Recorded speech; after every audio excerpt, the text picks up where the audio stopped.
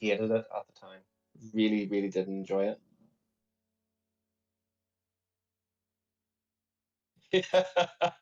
Well, we'll not comment on the legitimacy of Master League specials for factions, but yeah, I didn't enjoy my time as Spirit League specialist. At least in the meta back then, in the meta as it was before Native Queen. I think it was before Native Queen really rose to prominence. Is the meta Azu Skarmory Lickitung Sableye meta? Charmander was a big thing. I hated it. It just wasn't for me. This current meta was a lot more fun. It actually is. And I think the first time in Great League that I've ever used Nidoqueen was in Liverpool. Yeah, I don't use it. It's like imagine playing like a racing game and there's like it's an online racing game and there's one card that's just known to be better than every other card. Like you'll have people who will refuse to use that card because they think it's too good. That's what it's not that I necessarily think Nidoqueen is like that card that's too good that you kind of have to use it. It's just that I don't like how it plays. Usually, I don't like how it plays with GBL at least. Like I know it's amazing with GBL, but it's not something that I would enjoy using. It's not something that I can see myself using consistently. Ultra League's different, but for Great League, I've never touched it. I've built 2 Great League Nidoqueens, and the first time I used them was in Liverpool, and the one little practice tournament we did the week off Liverpool.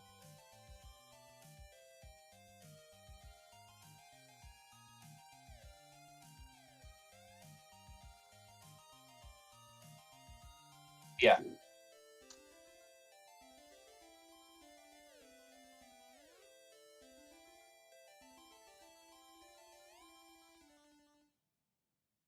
No, we didn't have a whole lot of structure to that podcast, so I felt as why I kind of waffled on a good bit.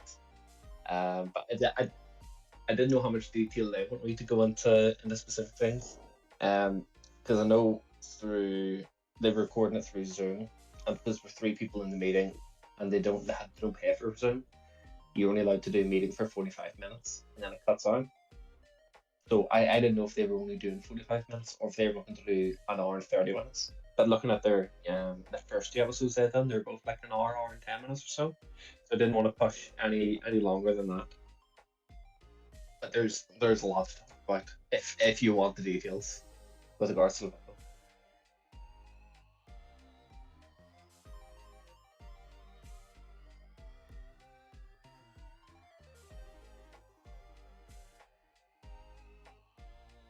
Okay.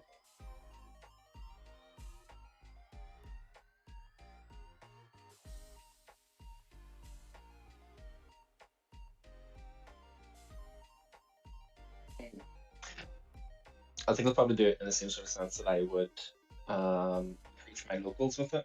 So my locals I mean like my our self group for Northern Ireland. So it'll be a case of very general and simple information to follow at the start, and then you go into things in a bit more detail, and then I give an explanation for that detail so that it's not just a case of me telling them what to do, it's a case of me explaining why this is the way it is or why you want to play something this way. So they have an understanding of the mindset behind it and not just the do this because X, Y, or Z reasons. Yeah, and I really like that. That's something that I try and do with like when I'm talking in GoCast and on my own stream is I don't like pigeonholing things into black and white. This is good and this is no good. I like to like give an opinion and then I'll help people to be able to think for themselves and decide for themselves whether something will work or not. Yeah, it's like do you know Rand Swag's videos, the Yes. PvPIV deep dives that he does? So I think that is amazing content. I really enjoyed those videos. I really enjoyed the idea behind them. Yeah. And I do that kind of thing for most community days for our local group. And for if new Pokemon come out, if they're going to be worthwhile getting, if they're going to be at least some part of the meta, I'll do that same information, that same deep dive for them. But I always want to explain it as if, it's not just go for these 10 specific IV spreads. it's a case of trying to explain this is what you can win, or this is what matchups can change with these IV spreads. This is also what you lose with these IV spreads. This is maybe why you want this attack range. This is maybe why having defense on this thing is more important. This is maybe why, 0, 15, 15 or something like that is what you're looking for. You may be looking for like a 1, 15, 4, really low HP. You really want to crack up the defense. Just in a matter of explaining, why you want to do that, and not just say, go get these IV spreads. Just so again, totally. They understand the reasoning behind it. Completely agree with that thought process.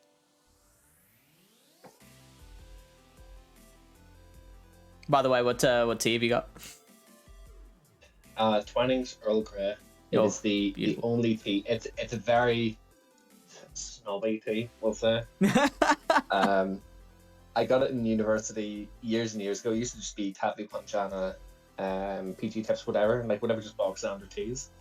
I was in a shopping centre at university many years ago, and Twinings Earl Grey happened to be on a really, really, really get them off the shelves kind of deal. Offer. It was cheaper than my normal tea, and I'd always known that Twinings Earl Grey was not the creme de la creme of teas, but if you went into a supermarket or a shopping centre and you picked up Twinings Earl Grey, people will look at you because it's probably.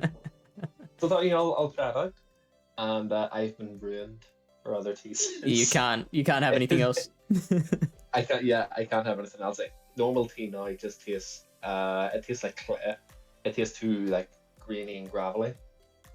So yeah, I'm absolutely a tea snob. This tea it's not expensive, but it's expensive compared to normal tea. I don't care. Do you have the same attitude with your tea as with your PvP in that you don't set hard and fast rules of this is what you must have with your tea? It's this is what I have, this is what I suggest.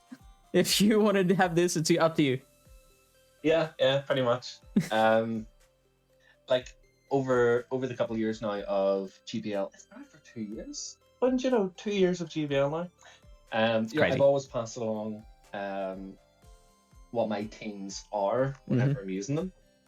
In every season, because I've hit Legend or rank 10, whatever the top rank is, I've hit that in every season. So I'll always pass along what my team is if I feel as though I'm having some decent success with it.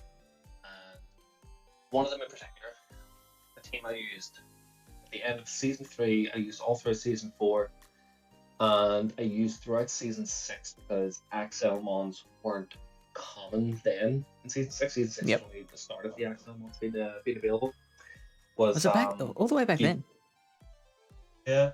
Yeah. Cool. So it was the same thing. I used obviously didn't use in season 5 because season 5 was just 3 weeks of gimmicks. I used the exact same team for Great League. It was G-Fist Speed, Cresselia Safe Swap with Grassnut Moonblast, and Tropius with Air Slash as a floatler. And I had a lot of success with it.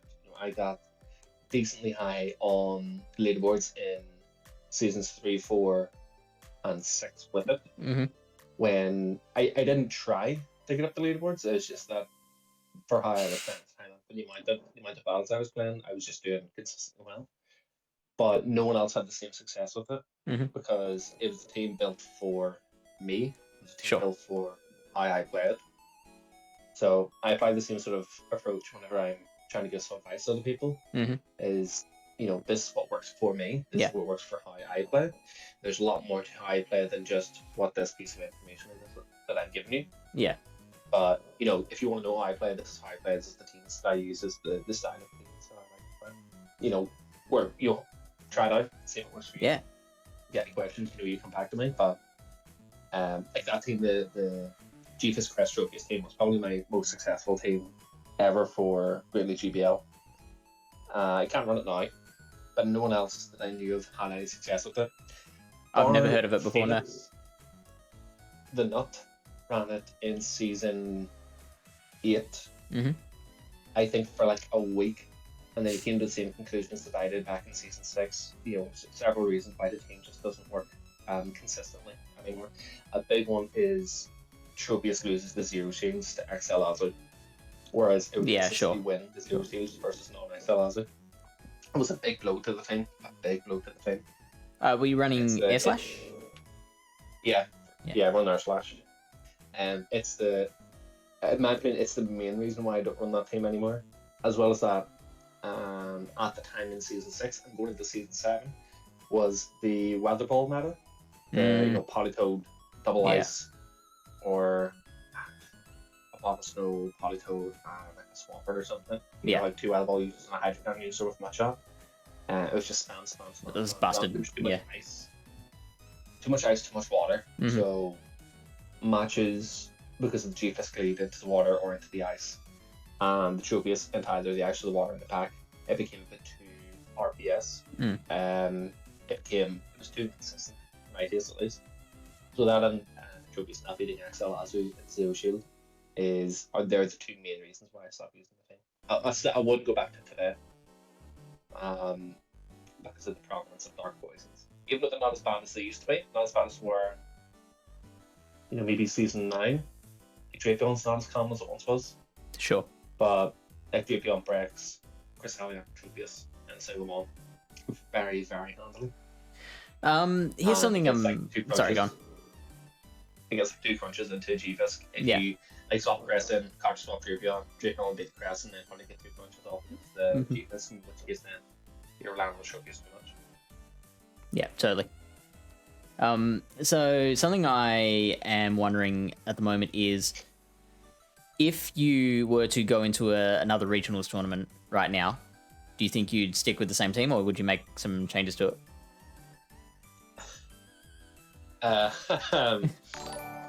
For my own personal reasons, I shouldn't answer this because I might be going to another regionals. Okay, sure, yeah. But if there's no large shift in this current meta, bloody right, I just use the same team. Okay. I love my team. It could be better. The 6th slot, the DD slot. I think I could do something better with it. It's the weak link of the team. But if I was going to Frankfurt Internationals next weekend, which I'm not, I would just run the same team. As in, you're not wink wink, or you're actually not? No, I'm not. Actually, the organisers for the internationals had asked me at the start of the month if I wanted to participate as a judge for the internationals. Oh. But I couldn't commit it. My clinic schedule for work was when I published so there was no way to take the time off. That's amazing, though. Like, who asks you that? The individual who is running the entire tournament, either for Play Pokemon or who's running the event for Pokemon Go for Play Pokemon, approached me directly about it. And what would being a judge have involved? So you have to staff for the tournament, so directing players, answering players' questions, collecting their registration forms, making sure that everything's nice and well under control. If there is the ability to the social distancing, depending on whatever the rules are for Germany, making sure that people adhere to those rules. Yeah. Making sure that players are able to find one another for their matches. Because that was a wee bit of an issue for Liverpool, at least within the first 2 rounds. Primarily, it would be for the streets. Because in Liverpool, there was no experienced staff. There was no experienced judges. They were all from a TCG or VGC background, but they didn't know Go at a high level. They didn't know of the issues that Go has. They didn't know, they had an awareness of what Silph was, and they could very easily look up Silph rules, but they don't actually know what these situations look like in Go to look at recording. So one of the big pieces of feedback that Stan and I gave to the judges and to the Pokemon Company International representative was that they need to have at least one person who really knows the game inside and out at these tournaments as staff, if for nothing else but to work as a judge, to look over and to resolve and give rulings over disputes. So we already knew by Liverpool that Leandro was at. Oh, might have lost you. Asked to do. Oh no, you're back. So Leandro at that point had already been asked to judge the Bremen regionals at the end of May, which is fantastic. And he has since also been asked to judge the Frankfurt Internationals next weekend. I'm not too sure if he's been asked to do Lille. The Lille regionals in the second to last weekend of May. I've been asked to do it. and I'm just trying to get confirmation back from the organizer for it, just to confirm before I make any travel and accommodation plans. But I'll gladly go to Lille to participate as a judge to help these tournaments run as well as they can. I'm pleasantly surprised to hear that process is in place, because I remember reading the guidebook for regionals and seeing that there was no process mapped out for dispute resolution. So I'm glad that they've got something there. Yeah. Initially, it was before we even started playing on the Saturday. Yeah, we had a bit of a conversation with some of the judges, some of the staff. You know what to do if sometimes if you sit there, you lag out for like 5 straight seconds, you see your opponent's still attacking you. So they had tried to adopt some of the rules from TCG for it, which is understandable because again they don't really know a whole lot about Go. Yeah. But they told us, you know, should anything happen, anything that needs to be looked at by a judge, just raise your hand and continue playing anyway. So like at the time the judge actually comes over, you're looking over your shoulder, you know, where the hell is this person? And like, you know, and the battle's still going, right? Over. Yeah. We were also told initially that we weren't allowed to record the battles. Which was a joke. Yeah. I mean, yeah, we were told we weren't allowed to record like with the phone zone recording software. Yeah. We were told we weren't allowed to do that. That's funny. Thankfully that got changed before we started playing. They made a lot of accommodations for us before we started playing on Saturday because of the concerns that we had raised with them before playing. If you were to wear like expectations going into the field, they were pretty low. We didn't have high hopes for it at all, and it sank even lower after we talked to the judges before we started playing. So a group of us all just, you know, COVID regulations aside, we all got together and had a big group hug in the middle of the hall, thinking that this will be like the last good thing we actually enjoy about this weekend. But the head judge, he got on the microphone like 10 minutes later and read out some changes to rules and how the tournaments will be run. So you're allowed to record what happened for disputes and field things to make it run smoother and to be more fair. So that's awesome. My hats off to the judges. Like they ran a brilliant show for it. We had someone asking what the team that you ran was, and so we should get to that before I think we've preambled for long enough. We've tangented far enough here. So I've got the Deoxys, the Shadow Nido, and the Cresselia. That's the 3 I remember. Couldn't remember the other 3 off the top of my head. There is Diggersby. Yeah. Bloodshot, Fire Punch, Earthquake. Yep. There is Shadow Balrian, Stand-Up Moveset, Part of Snow, Icicle Spear, Earthquake. Yep. And there is Scrafty, again, Stand-Up Moveset, Counter, Pup, and Foul Play. Okay. So, before we get into the nuts and bolts of why everything on this team, first I want to start with, like, do you have a starting point whenever you want to build a team of 6? Like, what is the first thing you consider? Okay, so it differs depending on the rule set, depending on what you're playing. So, like back when I did play Silph actively, my approach to every Silph meta was different from the previous one. Sure. And going to Open Great League, this Pick 6 Choose 3 was a very different approach, a very different mindset for going into it. What I tend to do is first identify the meta. You know, what do I expect people to run? What do I expect to be the most common Pokemon? What do I expect to be the most common cores? What Pokemon do I expect to be run around that common core? For Liverpool, it was a wee bit different. If you listened to the Silph Time podcast, I'd given sort of the 3 sort of overarching pillars by which I built the team. Was specifically for this, just because it's Open Great League, I wanted to choose Cresselia. I don't want to support Cresselia well. I wanted to be able to try to play Cresselia in most battles because I think it's massively, massively underrated in this current meta. The second was I want to not just beat the meta core of what I expect to Chapman, Pulse Registeel, or Registeel plus Sableye, just Regi Ghost in general, or Regi Double Ghost. I didn't just want to beat that core. I wanted to have a consistent positive matchup against the team that I expected to be built around that core. So that would be, Registeel, Chapman, Sableye, Madachan, G-Fisk, Azu, Nidoqueen, Walrein, second counter user in the likes of Scrafty or Vigoroth, Lickitung, slap that in there for good measure.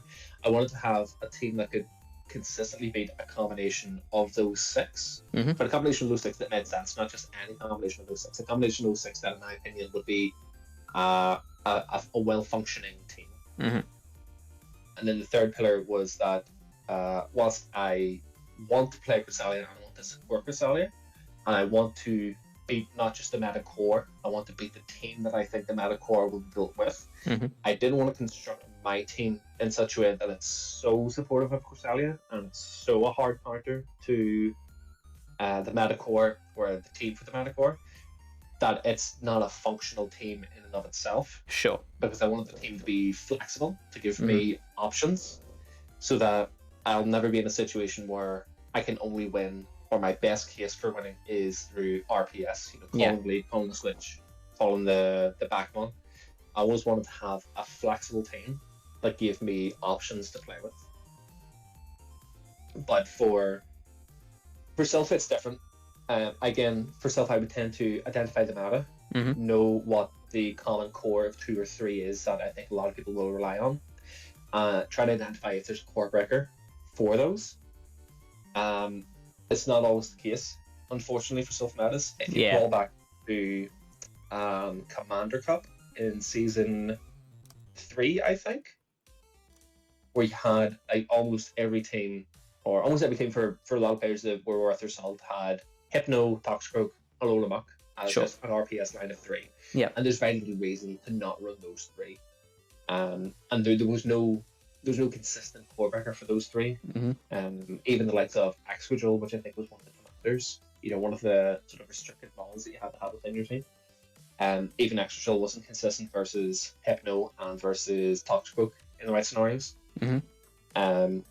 So again, I try to identify what the primary core is, what I think the really common core will be, see if I can break it, and then build a team around supporting that core breaker, or if there's multiple core breakers, supporting those multiple core breakers in a way that, again, I can play flexible lines of 3 with it, that I'm not shoehorned into only having one good option as a team of 3. When you are looking for those core breakers to the most common core, how often would you find something that will be able to beat, say, all 3 at once, as opposed to each one individually? Like, for example, there are some, they're like the hard walls versus the soft counters. Yes, so I understand what you mean. It's never the intention of getting something that could beat, like 1v3 a full team of these things. It's always a case of getting something that has a consistent matchup against that core duo or that core trio. So for the likes of Open Great League at the moment, Regi Double Ghost is it's a good team. It's a absolutely free team if someone is unprepared for it. You can just throw Registeel Double Ghost at someone. If you go to the Frankfurt Internationals and someone isn't prepared for Registeel plus Ghost, you can shove Registeel Sableye Chapman down their throat all 3 battles. It's hard to handle. So the intention isn't to get something that can 1v3, like Registeel Sableye Chapman. It's to have something that has consistent matchups versus all 3 of them. Sure. Consistent in a way that it's ideally I can win 0 to 1 shields or 1 to 2 shields if needs be, or if I need to go even shields, I come out of it with a lot of energy or a lot of HP left, so I'm still a threat to the next one. Right. But at the very least, I want it to be consistent matchups that don't flip on 2 or 4 turns of an energy lead for my opponent. Matchups that don't flip on 1 or 2 sneaks for in their favor. So, for example, I don't think Scrafty is a good core breaker for Registeel plus Sableye, because Scrafty is playable versus both, but it doesn't consistently beat them both in even shields. So, for example, if you look up on PvPoke now, Scrafty versus Registeel, if Can do. Registeel goes straight Focus Blast, Scrafty wins 1-1 shields, or it will win 1-0 shields with 2 power punches. The Registeel doesn't make the second Focus Blast. But if you give Registeel 4 lock-ons energy lead, if you make it go for Zap Cannon first, which is shielded by the Scrafty, then the Registeel will always make a Focus Blast after that, which will then KO the Sableye. So again, while Sableye will win that matchup, it has to go down an additional shield more than it would normally like to. So it's not consistent. It's not a matchup that you can bank upon, because there is variance within the matchup. There are options for Registeel to win that even shields based on that energy lead. Yeah, I've actually got here that this will be IV dependent, but Registeel winning the straight ones with 1 HP left.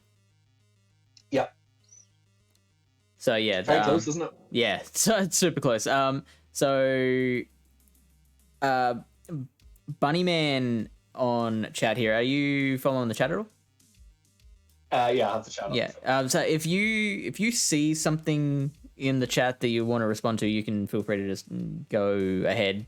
I don't have to direct the conversation. You can just go ahead.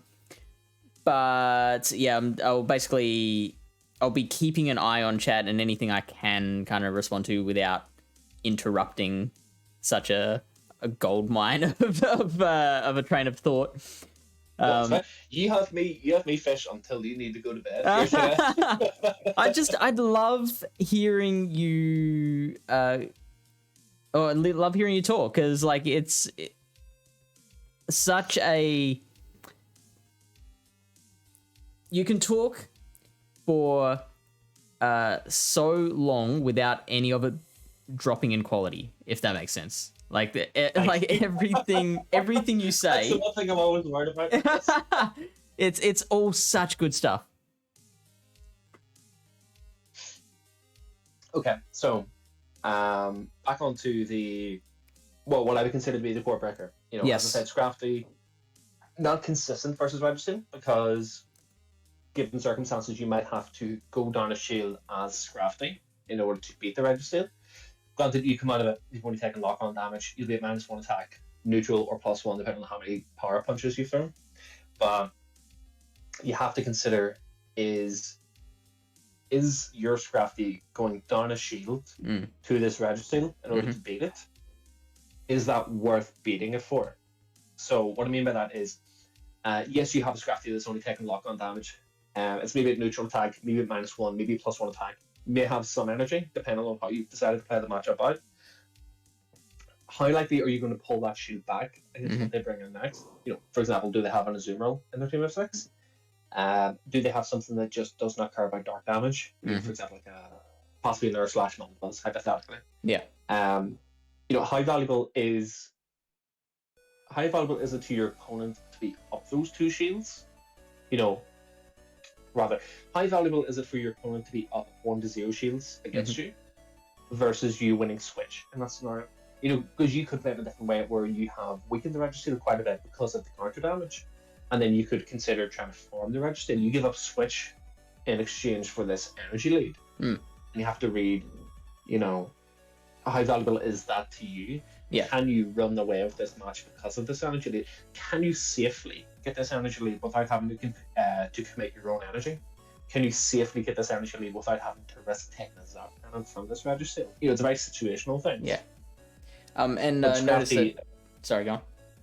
No, go ahead. I just noticed that despite all these potential issues that you've brought up with Scrafty, you did decide to pick it for your team.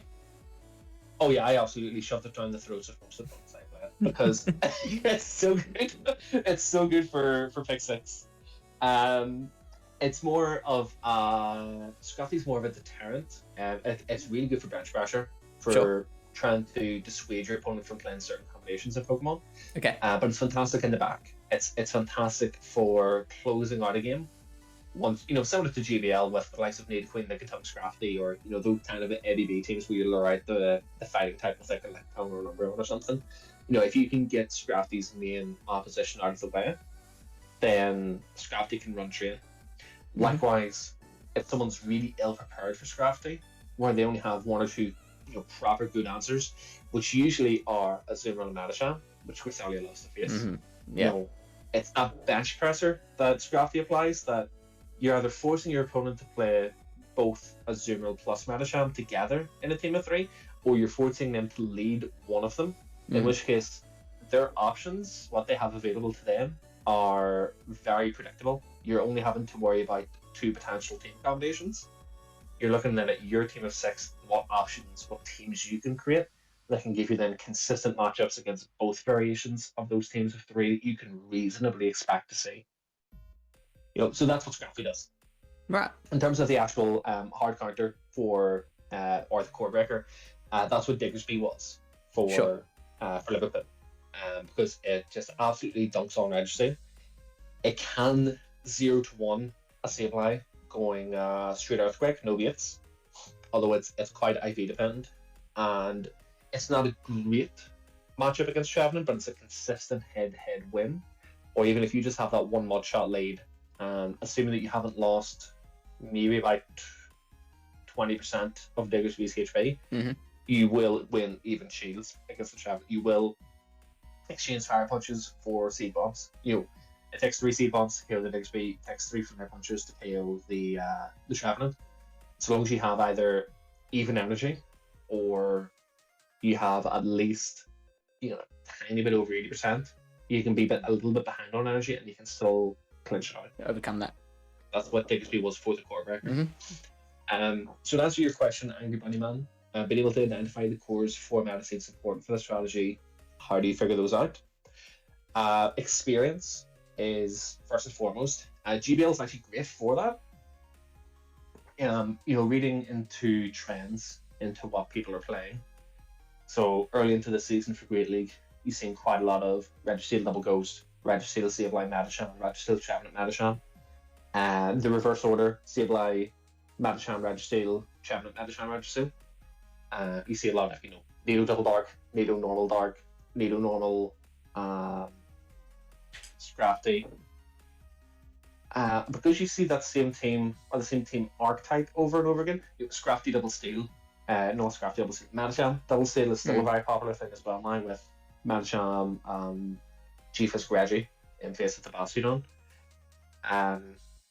It gives you a good idea of what types of cores are successful, what types of cores work well together, what types of cores you can just splash onto a team together. Further to that is looking at the practice tournaments that people have run.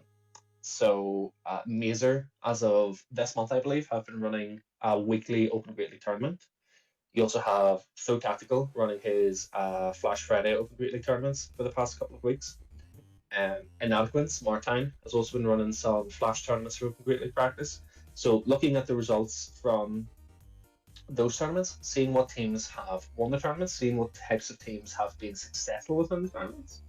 Again, to give an idea of what within Open Great League right now looks good. I'm looking at those teams, trying to identify what cores of 2 can they, play together. What cores of 2 within these successful teams can they just throw into a line of 3?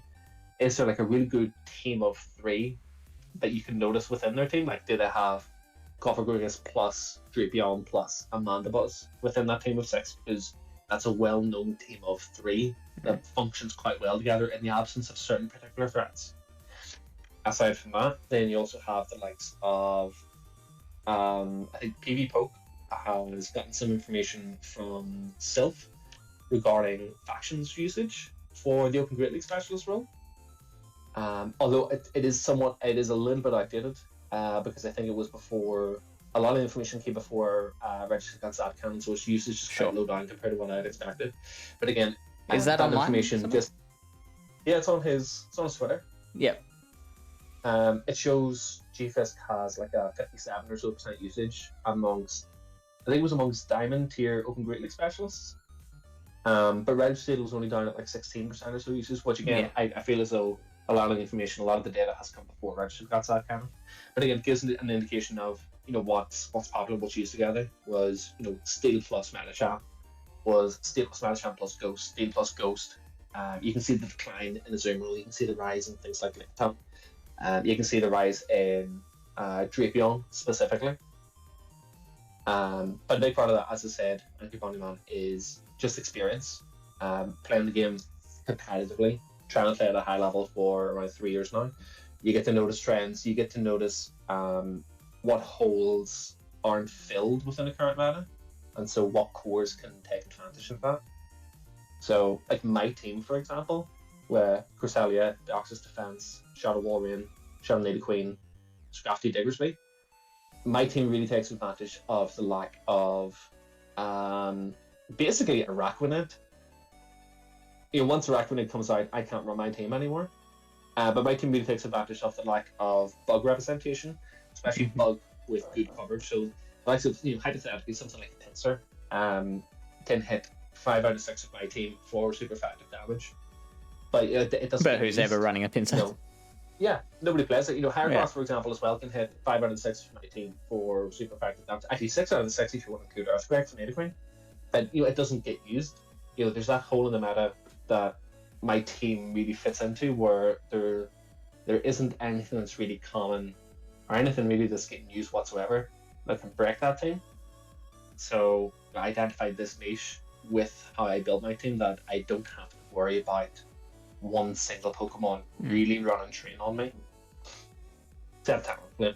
Talonflame ruins my team. I do want to backtrack a little bit to something that we were covering before about like a hard versus soft counters to a common core. Okay. And you were saying that it doesn't have to be something that comfortably 1v3s all of them. It's just something that does well enough to not be flipped by 2 or 4 turns or a couple of sneaks. So when that situation has been satisfied, would it necessitate having to bring multiple Pokemon to break that core? Because obviously if the one Pokemon you pick can handle each one individually but not all 3, then would you get into a situation where, okay, you've used that Pokemon to counter X and now you need another core breaker to be able to counter Y and Z? Yes. So to put it into sort of layman's terms, what I think you should explain is that you need multiple counters to these specific threats on your own team, because otherwise you'll lose to essentially an ABB version of what you're trying to cover. Right. So if you only have one good counter for a ghost type on your team, then you can't really handle an ABB double ghost as the double B. Because you'll never get that Pokemon you have to match up against both ghosts then. So yes, absolutely, that is something I do consider. I don't have a hard and simple rule of I need 2.5 counters for anything meta. I don't need to have a hard and simple rule of 3 to 4 counters for something that's simply meta. What I do like to do though is I like to have, if there's a specific type of core breaker that I want, if there's a specific core that I want to try to break, I want to ideally, if it's possible, try to break it with 2 different Pokemon that do it in different ways. Yeah. So say hypothetically you've got, say you wanted to break Azumarill plus Galarian Stunfisk as a core. Okay? So there's a lot of ways to do that, but a lot of them involve the same kind of idea, which is throw grass at it. Because grass types will consistently beat Azumarill, and grass types resist the Earthquake of the Galarian Stunfisk. Galarian Stunfisk has to go for the Rock Slides, and for the likes of Beginning Superior, even Venusaur to an extent, the Frenzy Plants, they just overpower both the G-Fisk and the Azumarill. But what if you wanted to beat that core in a way that doesn't use the grass types, or that doesn't use something that's at least grass type itself? That's a wee bit harder to do then. So you have something like Surfetched, which will beat the Azumarill, although it needs to go down shield to do it, but will come out with so much energy if you play the matchup right, that you will pretty much always pull that shield back. And it has that counter damage then, and the neutral damage in Leaf Blade for the Galarian Stunfisk. but it does it in a different way because it's not necessarily weak to some of the same things that you'd be worried about with the grass type. So you're not as worried about facing like a Drapion when you have your Surf out, as opposed to using the likes of a Superior or a Venusaur. But they do share that weakness into flying, so that's something you need to accommodate for. In trying to break Azumarill plus G-Fisk, I wouldn't use two grass types. I would try to use, for example, a grass type, but something else that can break the core, but using has a different type fast move, is a different type of Pokemon altogether in terms of it's a really hard hitting Pokemon, or this one's really, really bulky, and it wins through, it beats them both through attrition more than hard hitting nukes. So you don't mind, say, as an example, having one grass Pokemon and then a Pokemon that has a different role but still has a grass type move, such as a Surf Edge? Yeah. So that I think is perfectly fine. You're doubling up on that coverage. You have to consider, is that coverage really worthwhile for the rule set or for the format that you're playing? Yeah. So you'll notice that in the team that I use in Liverpool, there are 3 things with ground type moves. Walrein's Earthquake, Diggersby's Earthquake, and Nidoqueen's Earth Power. I'm tripling up on that coverage, but is that coverage worth having for this format, for this rule set? And the answer is yes, it absolutely is. Ground type damage is incredible in Open Great League right now because flyers are next to non-existent because of the popularity of Registeel and Galarian Stunfisk. Grass types pretty much don't exist aside from Trevenant because no one's really running Lurantis yet. No one's running Venusaur. No one has the cojones to run a Shadow Shifter yet, which, if played right, I think that is a pretty good pick. So you have again, Walrein, Diggersby, Nidoqueen. They're all my ground type users, but they all beat the main ground resist you actually see in its format. Yeah. Which is Trevenant. So they're neutral. They're strong neutral. Stab in the case of Diggersby and Nidoqueen. Their strong neutral ground type damage goes uncontested. So whilst I'm tripling up on that coverage, 3 of my 12 charge moves are all hitting for that same type. It doesn't matter because nothing resists it. I don't need the coverage, I just need that strong neutral hit. So for example, something again like in Open Great League in seasons say seasons 4 and 6, where Azumarill plus G-Fisk was the meta and it was the core to beat. It didn't matter if you doubled up on grass type damage because that grass type damage was so valuable for that meta. It was perfectly fine to overdo it. Again, that's why I had my G-Fisk Cresselia Tropius team. I've got Grass on the Cresselia and I've got Leaf Blade on the Tropius to double up on that grass coverage because, in my opinion, that grass coverage it's just so valuable for that meta at that time. Do you still think that Registeel Trevenant is the meta core to primarily focus on? Yes, not due to its power, but due to its popularity. Yeah, that makes sense. If you're thinking of trying to prepare for something like Liverpool, where every single individual battle matters, it's not like GBL where it doesn't matter, I lost this one, top left, just go to the next one because you've got 100 battles today or 105 if you carry a set over. You ideally are in a position at these events you do not want to lose. You want to try to win every single battle because every single individual battle really does count. So you can approach it from multiple different fronts in terms of how you build your team, but a good thing to always consider is, what am I going to see? What's going to be common? And that answer is Registeel plus Trevenant, or in general Registeel plus Ghost. So in my opinion, you should have some core breaker. You should have some good means to break in Registeel Trevenant, Registeel Sableye, or Registeel Sableye and Trevenant as a core. Because if you don't, you're kind of shooting yourself in the foot because it's really common, because it's a very easy core to play. It's a very effective core. Yeah. And as such then, because you could say hypothetically 60% of your matches, 3 out of 5 of your opponents aren't going to be using this, or they're going to have this in their team of 6, you should be over prepared for it then, if that makes sense. Yeah. You're playing the numbers game. And you did find you could when you played Liverpool, you did find that, say, 60% or a good proportion of people were running those two? So from my experience, based on the opponents that I faced it wasn't that common.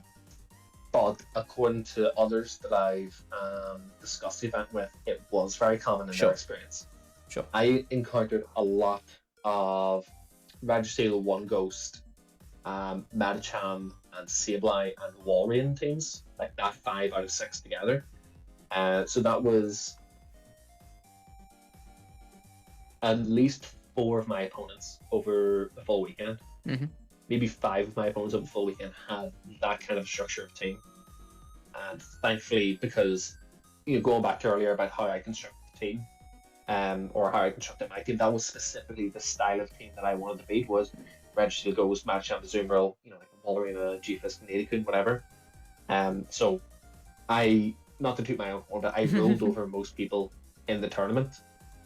I had one narrow loss in round 2 to someone who had a Talonflame and a Charmed Lola Ninetales, which the combination of which gave me a lot of trouble.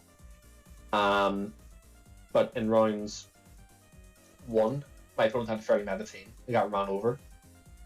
Round 3, my opponent, Pepsi, had a very meta team and had nothing for Cresselia plus Diggersby because it was the team. His 6 was what I had prepared for.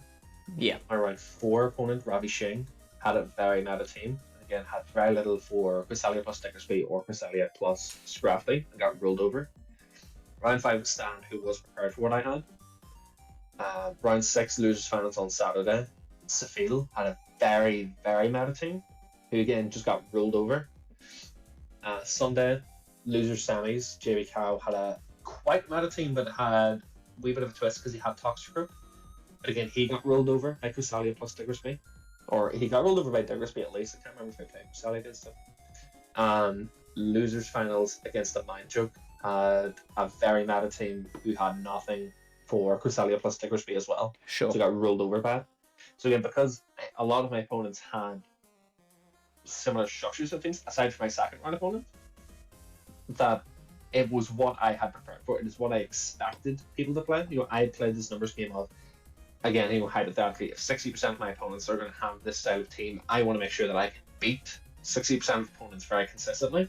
Makes sense. But also try to build a team so that it's adaptable enough for that other 40% that you have some options against them. You're giving yourself as much play as possible. Because if you have a team that can't handle Registeel plus Ghost or Registeel double Ghost or Registeel Medicham and a Ghost, again, you're building the wrong team. Because you will see that. And if you can't handle that consistently, then you're in trouble. Okay. Next question for me is I, when I'm team building, fall into this trap a lot, and I know it is very, very common among players of like my level and below, which is looking on PV Poke for like the feeling a need to have 2 X's next to everything, and once you find that, you're like, my team's done. Yeah. And so I noticed that this team that you've got, it has three really, really common picks in Medicham. Oh no, so we'll go 2. Medicham and Sableye. You've only got 1 counter for.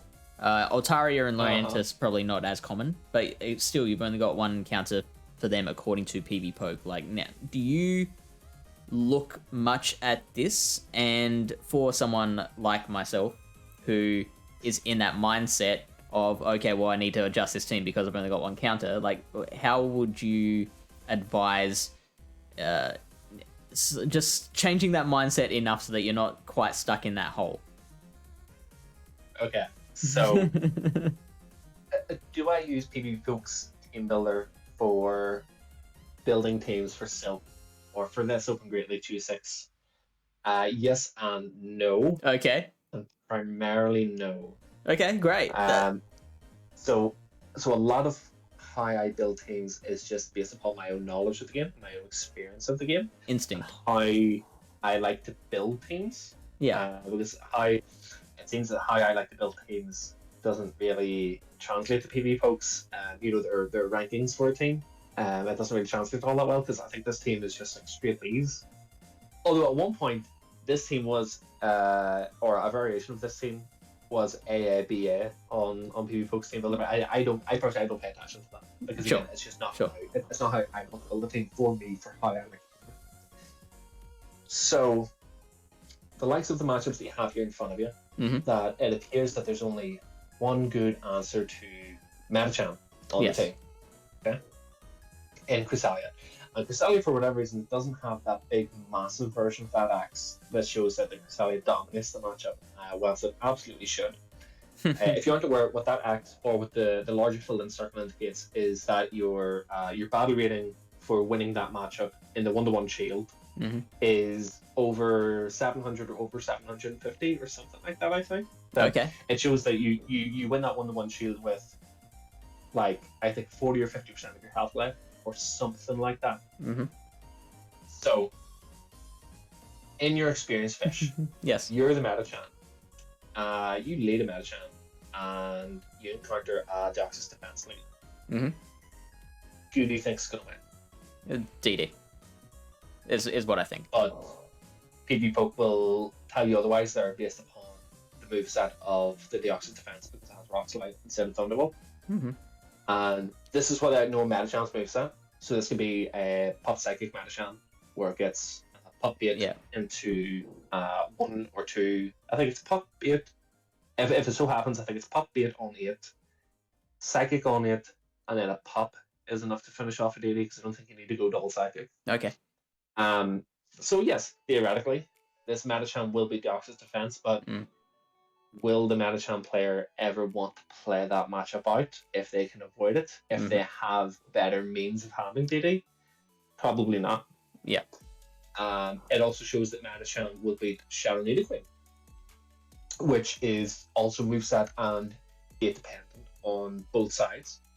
So for Metachan, it depends if it's running Psychic and Ice Punch. Is it running Pup and Psychic, or is it maybe running Pup Ice Punch, the old Season 1 Silph Metachan moveset? Is the Nidoqueen going to go for Poison Fang on 8 to beat an Earth Bar to try to pull a shield, or is it just going to go for double Poison Fang and farm down? You know, for the likes of the Shadow Nidoqueen versus Metachan, from my perspective of building the team, I understand that I'll probably lose the 1-to-1 shield, but depending on the team, depending on what I need Nidoqueen to beat for my opponent's specific team, I'll gladly just throw 2 shields on the Nidoqueen, knowing that I'll take 1 off the Metachan. I'll probably take 1 off whatever comes in next, because nothing wants to take the Earth Power from Nidoqueen in this current meta. And if it does want to take the Earth Power, if it doesn't mind it, it doesn't want to take 2 Poison Fangs plus all the Poison Jet damage. So, whilst yes, on paper, I can show that Metachan can beat Nidoqueen into 1-to-1, but again, is moveset dependent and is speed dependent on both sides. The consistent way of playing that matchup for me is I can 2-shield Nidoqueen, take 1 shield off the Metachan if needs be, and I'll either put a lot of damage into the next Pokemon, or I'll take the shield back off it with the threat of an Earth Power or the threat of multiple Poison Fangs. On the other side, though, you know, say perhaps I know that this Metachan is Ice Punch Psychic. Let's say that depending on what their team is, I know that I actually don't need Nidoqueen to beat this Metachan. So what if I just play out a 1-to-1 shield as Nidoqueen and intentionally lose, so that I have opportunity to farm down the Metachan, because maybe that energy on something on my team is actually more important than my Nidoqueen beating their Metachan. You know, maybe that's my best or my safest win condition, is to have this energy lead on this other Pokemon despite giving us switch advantage. So again, it's very variable because it's dependent on what my team of 6 is and what my team of 3 within that 6 is against their team of 6 or the team of 3 that they're going to build with this Metachan, and it's dependent on that one specific matchup. But it's not always a case of, you know, yes, Metachan beats Nidoqueen, or no, Nidoqueen will beat Metachan. It's not just black and white like that. It's very variable. Those are things I take into consideration whenever I build a team. I don't just want something that, will always be X, Y, or Z. Yeah. Because depending on how the match plays out, depending on how my 6 lines against their 6, depending on what I predict their line of 3 is based upon their first and second Pokemon, or even just off their first Pokemon. I'll maybe think that in this example again, maybe I don't need Nidoqueen to win this matchup. Maybe I actually would prefer if Nidoqueen uses this matchup because, as I said, I could get a farm with something else. These concepts, such as if I if I play a matchup this way, then the opposing Pokemon will be left with about 20% HP, which leaves it farmable for this Pokemon to be, which will then allow it to beat the backline, etc., etc., etc. Are these things that you study to learn, or is it more just imbibed through constant battling, or is it discussions with other battlers? So it's primarily through imbibed through experience. Yeah. It's primarily matchups that I've played with through GBL or through some previous self-tournament where I thought, oh, that's really interesting. I didn't know that I lost this 1-to-1 shield because, obviously I'm a player who bats whether it was I don't know Sims after the tournament starts myself. Yeah. To, harken back to the last GoCast podcast episode. Where I'll take note of that, just mentally I'll think like, oh, I didn't know that I lost that 1-to-1 shield. But now that I know I lost it, like that's a really good farm range for, resisted, shadow fall damage, or I could maybe lock on that thing down to the Registeel without, risk of taking a charge move. I'll just remember that. I'll just keep a note of it. Yeah. When it came to Liverpool, there were some very tricky things, very tricky matchups that I did make note of. Again, just mentally, I didn't write anything down. That were not things you will ever see on PvP Poke. That I actually got to play out one of them, only one of them. And it was based upon Stan's Lickitung safe swap against my team. If you haven't seen that matchup, I think it's maybe game 3 or else game 4. No, it's game 2 of set 2 against Stan in the finals. In the finals, yep. It's Walrein lead versus. It's the game he plays the Mandibles lead. It's Walrein lead versus Mandibles. He safe swaps the Lickitung. I do 6 Powder Snows, and I don't throw an Icicle Spear. I swap to Scrafty. I throw Power Punch on 5 counters, and then I just counter it all the way down. I don't shield any charge move from the Lickitung, because I know if he goes straight Body Slam, I will live with 3 HP. Wow. And depending on IVs, if he hits for that 1 extra damage with Body Slam, it means that I'll actually KO him, I think, 2 counters earlier. So I know that no matter how this matchup plays out, I can play it like this. I know that no matter what his IVs are, I can play this matchup out this way where I get my Scrafty into the Lickitung that's trapped, despite the energy lead, because I just have this massive energy lead now on Walrein versus whatever he has. If I get lined up against the Mandibles again, then great, but if I need the energy for something else, even better, then I can play it this way and give next to no farm to anything else afterwards, while still getting my strength to beat the Lickitung, despite the lead that I'm giving the Lickitung. There was the one really tricky match that I actually did get to play out. I simmed that before the practice tournament I did on the Monday before Liverpool.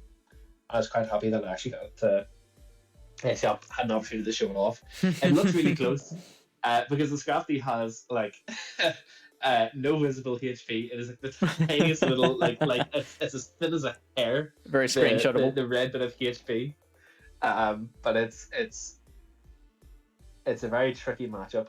Yeah, and I like those kind of tricky matchups if they're consistent. And so you knew that scenario. You had that scenario in your head before going into the match. Yeah. So that was one of those things people in Pokemon Live will tell you about, that if you give something this much of an energy lead based on the damage that you've put into it already. So obviously I can't fit 6 Powder Snows damage on the Lickitung. Can I do this? And thankfully the answer is yes. I used to do a lot of that for season 1 in Silph. It was things that really give me an edge back in season 1, but I don't care a whole lot to do that much now. I care to find that out through GBL, because it's a real life playing environment. Sure. and because GBL, it doesn't really matter. So I don't care if I lose matches for trying to test something out. Yeah, Then yeah. I just think in the back of my head, like Crusalia Besides. against like the Switch Locked Azu with like Ice Cream Player Off. I remember thinking many seasons ago, if Crusalia can just win this down the Shane if I time my charge moves really well. If I don't throw an alignment and risk the Azumarill getting bubbles sneaking through, I wonder if I can win 0-1. And turns out with my IVs, yes, Crusalia will win 0-1 against an Azumarill that doesn't have Hydro Pump, which is bloody fantastic. I did lose a match trying that because I did think that I had to throw an alignment, but I think it turns out that my Crusalia will win it with like 2 or 3 HP left. Assuming I swap in full HP Crusalia into the Azumarill with no energy. Yeah, like things like that. Yeah. Do these do situations only have to happen once for you to be able to recall them again forever? Or like do you have to be in that situation multiple times before you finally like commit it permanently? Multiple times. Yeah, sure. So I want to know how I want to know if I can replicate that situation, that it's not just a one-off. I want to know if do I need to throw? It's not just a case of do I need to do my charge timing perfectly? Throwing one turn before the end of their fast move animation, like one cycle cut to one bubble for Crusalia versus Azumarill, for example. It's not just a case of doing it that perfectly, but more trying to do 4 cycle cuts to 3 bubbles. So I'm still losing that one turn, but I'm losing that one turn over a longer number of turns. Or again, doing 7 cycle cuts to 5 bubbles. So again, I'm losing that one turn, but over an even longer period. Or doing 10 cycle cuts to 7 bubbles, so 20 turns to 21 turns. Again, losing one turn, but over an even longer period of time, so that my inefficiency for not throwing an alignment is less because I'm not throwing one cycle cut to one bubble. If that makes sense. Yeah. I want to know how many turns, because that's just how I play. I play for consistency. I will almost never throw on alignment if I can avoid it.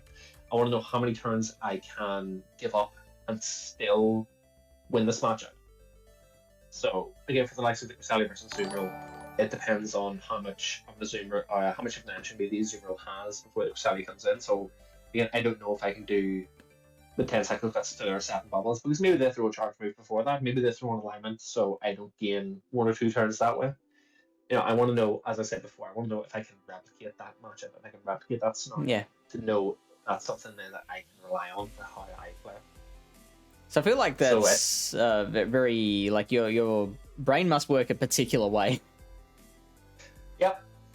Yeah. This game is a lot of mental arithmetic for how I play it, at least. But I don't mind it. It's like for the most part, it's autopilot at this point. Thinking for Liverpool was a bit different because I had the opponent's team sheet in front of me, because whenever I do Silph, I just do Silph off my phone, so I don't even have like a computer or whatever open with their sets, so I can reference that mid battle. So it was a bit different with Liverpool because I had their team sheet, so a lot more of the thinking instead of the mental arithmetic part was again looking at their team sheet and trying to decipher what their full line of 3 could be off just their lead. And then being able to tell the third Pokemon quite easily based off their second Pokemon on how they switched or how they played their first and second Pokemon together. People, I don't want to say people made mistakes because their teams made sense from like a GBL perspective, and they made sense from like an ABB type of perspective or double covering for your lead kind of perspective. But you could tell very easily what someone's third was in almost every battle. Sure. Depending on how they played their first 2 Pokemon together. But again, that's something that comes from experience. That's something I struggled with for ages. Actually, I think for the first like maybe 3 seasons of GBL, it was something I really struggled with. Was trying to decipher, trying to work out what my opponent's last Pokemon would be, so that I can formulate the win condition. What my safest or most likely outcome for winning is in my head whilst playing the game. So it's something I spent a lot of time focusing on that, and played dividends, of course. Okay. You brought up the Medicham Deoxys matchup in this particular chart, and how, like, if you're the Medicham user, you're probably not wanting to play that at it anyway. as the Deoxys user, knowing that in a kind of default setting, I guess, the Medicham can overcome the Deoxys, are you still willing to play that out? So, like everything else is situational. It depends on, if I'm willing to lead, say it's, even health, even energy, lead Deoxys versus lead Medicham. It depends on, why have I led Deoxys? What do I have in the back? What do I think they're going to play in the back with the Medicham? Do I need switch to have the best chance at winning this matchup then, or winning this battle? Am I better off by getting the Medicham low and farming with something? Am I better off losing switch but gaining a 2-to-1 shield advantage? It just comes down to what do I think will give me the best chance, or the most consistent, or the safest way of winning, is how I like to approach the matchups, or how I approach battles in general. So in a vacuum of 1v1 and there's no team of 3, if I'm the Deoxys versus the Medicham with Rock Slide without Thunderbolt, I would look into the matchup a wee bit more to see exactly how Medicham was winning this, and to know what the likelihood is for Deoxys to actually lose this. Because I think even with Thunderbolt in a 1-to-1 shield, it's probably based on an Ice Punch bait into hitting 2 psychics, maybe, or maybe it just goes for 4 Ice Punches. I don't know. But I would just need to consider what gives me as a Deoxys user the best chance of winning, even if that means something as absolutely silly as the Deoxys user going down a shield against a Medicham lead. Take guarantees switch, because if I know, based on what I predict their second and third Pokemon to be behind the Medicham lead, and how that would line up with what my second and third Pokemon are, is me winning switch enough to win the battle? Is that all I need? Yeah. So it's entirely situational. So, is it a fair statement to say that when you enter a battle, your Pokemon is revealed, their Pokemon is revealed, you then, kind of your first decision that you have to make is, what am I going to prioritize here? Switch advantage, shield advantage, energy management, that kind of thing? Yes. So in that, assuming the game works fine, because my phone has a tendency to overheat and has a lot of memory loss issues, because I lose a lot of turns. And in that, 4, 3, 2, 1, go, in which you've already seen your opponent's lead and you've shown your lead, I'm trying to figure out then what my best course of action is to win this battle based upon, if it's a Silph or Open Great League, if it's an open team format where I can see my opponent's team, I'm trying to figure out within those 4 or 5 seconds, what is my best chance of winning this battle based upon the team that I've brought against the team that I expect them to have based upon their lead. So, for example, if I say someone has Registeel, Sableye, Chavnet, Medicham, G-Fisk, Walrein. If I see Registeel in the lead, then I'm thinking, okay, options include Registeel, Sableye, Chavnet, Registeel, Sableye, Medicham, Registeel, Medicham, Chavnet. They can maybe do something like Registeel, Nidoqueen, and Sableye, Registeel, Nidoqueen, Medicham. So I'm trying to think, amongst all those options, what do I think is the most likely? And how does my team match up against that particular team as is at the moment? What do I need to try to do to win this? Do I need to win switch? Do I need to play a safe swap? Do I need to try to gain shield advantage somewhere to try to run away with the match by building up a big energy lead, exchanging my shield in return for that, and running away with it? So again, it's all situational. It just depends on the opponent. How often? It depends on what their team of 6 is. Yeah. So how often do you personally read correctly as to what their backline might be? Very often. Sure. Very, very, very often. In open team formats, I would get my opponent's team of 3 off their lead correct. I'd say probably 4 out of 5 times at least.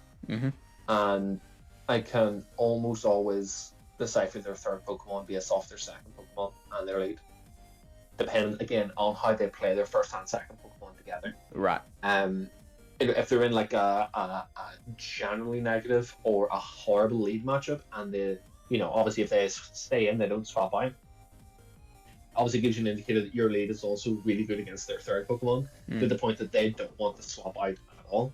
So again, you can use that information to try to decipher, what their third Pokemon is. Or if they're very willing to safe swap at the start of a battle in the event that they're facing a bad lead, then you know that their third Pokemon is very likely also to be good against your lead. So again, you can use that to try and decipher what their third is. And it can get a wee bit trickier if they're clever enough to try to catch a charge move off your lead in the event that they have a bad lead matchup, like say Metachamp versus Cresselia, but they stay in long enough you build up the Moonblast and they try to catch the Moonblast on something. That can be a bit trickier then, because it might indicate that maybe their third Pokemon is really good against Cresselia, or maybe the third Pokemon isn't that good against Cresselia, but it can beat Cresselia up shield, it can beat Cresselia with financially itself. So that becomes a little bit harder to decipher. But again, because you have your opponent's team right in front of you, you have their 6. You have that constant reference throughout the battle if it needs be to try to decipher what their team is. But to answer the question, as I said, at least 4 out of 5 times I'll get the team right based off the lead, and almost every time I'll get the third Pokemon based off how they play their second Pokemon with their lead. Yeah, awesome. All right, so let's try and build a team from scratch then. I did hear you say that you would have liked to run Talonflame. Now, yes, you also said today that you might be participating in another regionals and you don't want to reveal the strats too much there. Was Talonflame a Pokemon that you were considering using the next time around? Because if it is, then we might just go with a different Pokemon this time. No, it is perfectly fine, because if someone sees this, if we build a team and if I decide to run this team, and if someone wants to hard counter this team, let them have at it. Let them, roll as many dice as needs be for them to match up against me at one of these tournaments. Yeah, that's fair. So Talonflame was something that I did consider using for Liverpool, but I'm generally inexperienced with using it in Great League. Yep. I think that it's a Pokemon that is difficult to play well, but that if played well is an absolute threat, an absolute monster in this current meta for up in Great League Pick 6, Choose 3. It's not much of a GBL mon. I don't rate it as much of a GBL mon right now, but for Pick 6, Choose 3, like Diggersby, I don't think is that great in GBL, but I think it's fantastic for Pick 6. I think Talonflame, if played well, could absolutely run away with a lot of battles. Can you talk to me a little more about that difference between what makes a Pokemon good in GBL versus Pick 6? So, I think, in my opinion, core breakers are much more important and have the potential to be much more impactful in Pick 6 than in your GBL.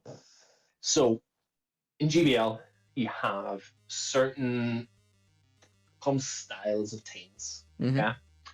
You have your ABB teams.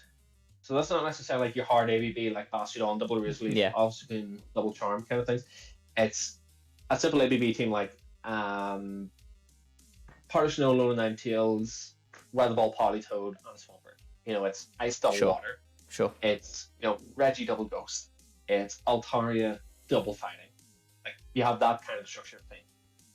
You have ABA teams, which I personally hate, which is the same as before, but it's instead of a Lone Ninetales, Powder Snow, Double Water, it's Water, Powder Snow, Lone Ninetales, Water. Another water. Right? Hypothetically, as an example, that's a terrible version of an ABA team, but you catch my drift. Yeah. You have the quote-unquote balanced teams, which are just 3 Pokemon that all support each other quite well. So you have things like Azumarill, G-Fisk, and Tropius was a thing back in Season 3 and Season 4 as a balanced team. Just very bulky Pokemon that all covered each other in any combination quite well. Sure. Then you have like subdivisions of that. You have balanced teams that are also ABB. You have safe swap teams that are just a really good geo core, like Skarmory Swampert, that have a good safe swap, like Drapion or Sableye. Pokemon is just known for being a good safe swap in general play. Then you have safe swap teams that also happen to be ABB teams. You have teams that look like balanced teams but actually function as ABB teams with a really underrated safe swap. But you see these same teams at a higher level.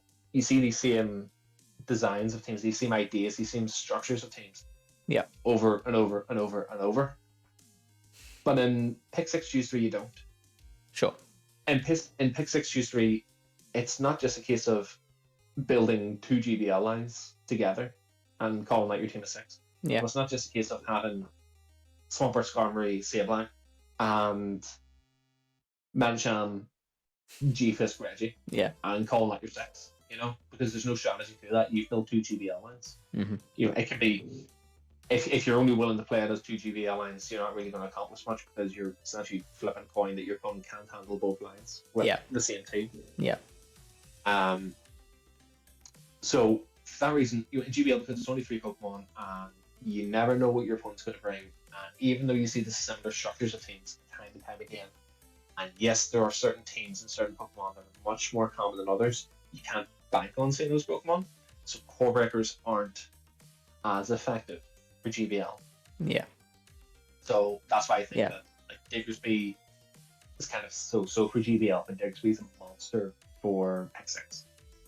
Because it breaks so many common cores. Yeah, it breaks. Sure. It breaks the Regighost. It breaks Double Ghost. It breaks Ghost Double Steel with like a G-Fisk. It breaks Ghost plus Nidoqueen, Registeel plus Nidoqueen, ground spam with like Nidoqueen plus G-Fisk. It has play versus grass types that aren't Trevenant. Its only real losses are fighting types and flying types. The flying types, as I said before, just really aren't that common in Open 6 right now. So you could have theoretically a team, someone's Pick 6 and it has 5 Pokemon that are all weak to Diggersby. Maybe not 5 Pokemon that will all lose to Diggersby consistently, but they could have 5 Pokemon that are really vulnerable to Diggersby. You can have a team, Registeel, Sableye, Trevenant, Nidoqueen, and a Charmalone and Ninetales, and then something like a Medicham as their 6 Pokemon. Your Diggersby has really good playable positive matchups against 4 of them. Yeah. Charmalone and Ninetales is vulnerable to the Diggersby, and you only have to worry about the Medicham. That's an error in team building on your opponent's part for not respecting or for underestimating Diggersby. Yeah. So similarly, you can have for Talonflame, again, if it's played right, Registeel, Medicham, maybe a Sableye for the double counter strat, a Trevenant. Again, maybe they've got like a Powder Snow or a Charmalone Ninetales. Again, you've got 5 Pokemon there that theoretically could make up a team of 6. And 5 of them really struggle against Talonflame if it's played well. Yeah. So then, go on.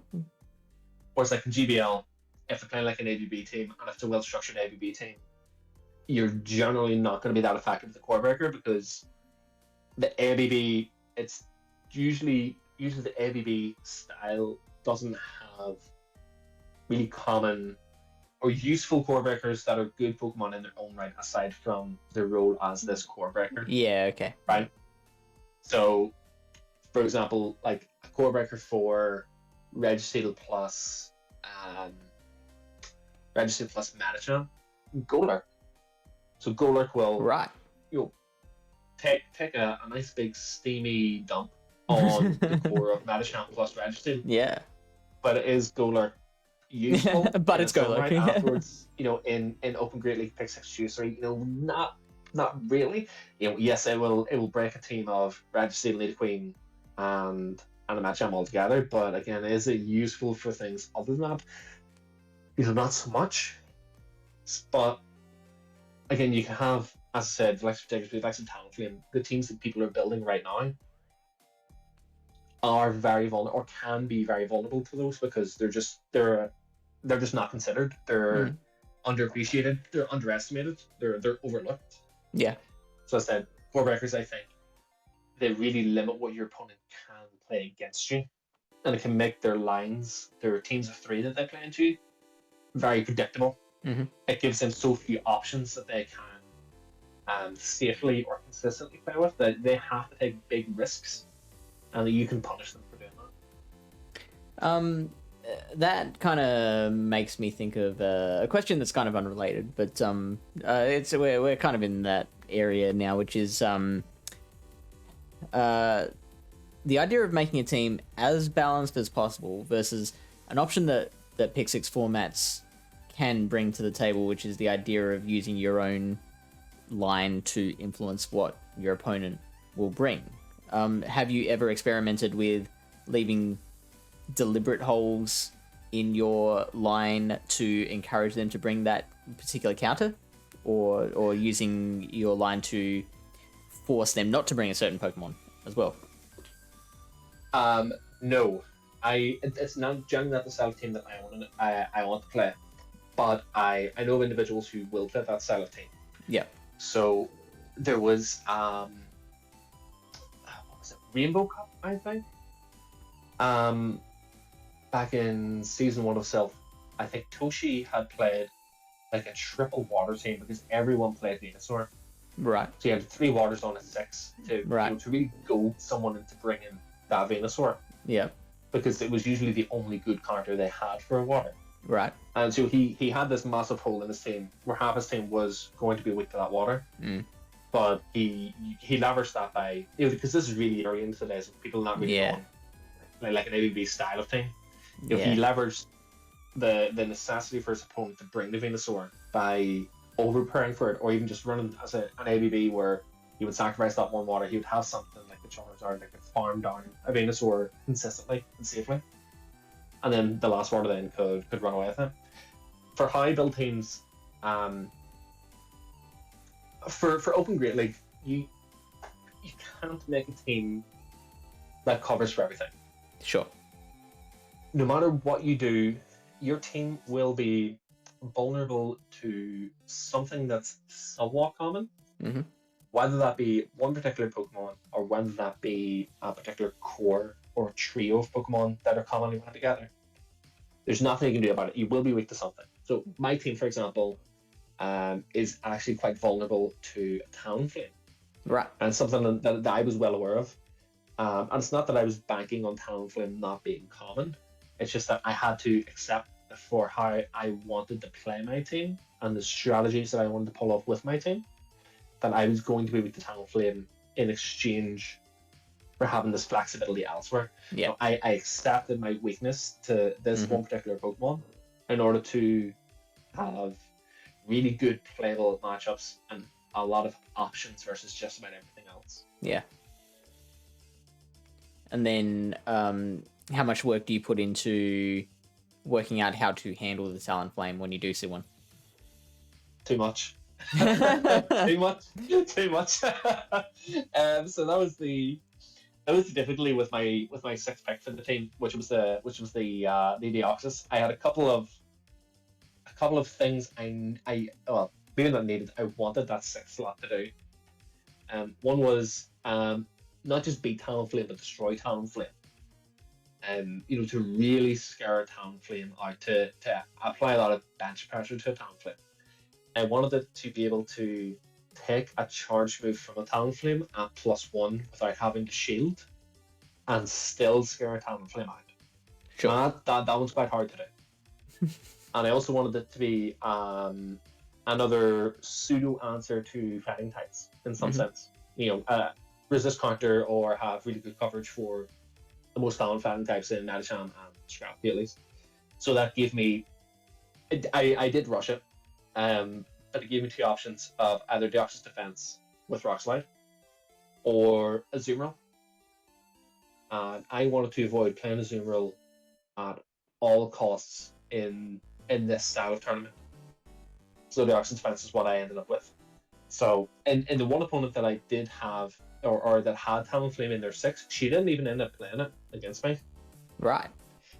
I had to play, I think I played in all 3 matches, or at least in two of the 3 matches, I played like DD Queen, and Volvian. Like, just my 3 best answers against a Talonflame. The 3 Pokemon that don't get absolutely ran over by a Talonflame, because I don't have Confusion on Cresselia. I don't have Future Sight on Cresselia like I'd normally run for GBL. Scrafty, Talonflame's usually going to go Flame Charge so you can get the Foul Play off for some damage for chip, but again, it's not a consistent way of playing the matchup out. It's not something I want to rely on happening. Diggersby, no Hyper Beam, it gets ran over by Talonflame. Yeah. So, because they had Talonflame, I felt as though I had to overprepare for it because I knew how vulnerable the rest of my team was. So I didn't want to take a risk with it. It just so happened that team of 3 was okay-ish against her 6 as a whole. So it became more about again recognizing what her second and third would be off her lead, making a call really early on, playing aggressively, preventing her Talonflame from having an opportunity to come in. Yeah, it was a big thing for how I played the matchups. But I had to take some risks. She was the only opponent I dropped a game to that wasn't on Sunday, and it wasn't against Stan. Sure. And it was because I predicted she had Powder Snow on the Alone Ninetales because I thought it suited the team a bit better rather than Charm. Okay. Yeah, like against Talonflame, because I knew I was so vulnerable to it. And that one time that I did encounter it, I overprepared. So yeah, I was gonna say it sounded like you overprepared. Okay, so what are we putting with Talonflame? And talk me through that thought process of how you pair with it. So very simply, you're just trying to think of what does Talonflame struggle with in this current meta. What really scares the pants off it. So I'm gonna guess Swampert is the biggest one. Yep. Swampert is the biggest one. I do actually consider Shadow Swampert.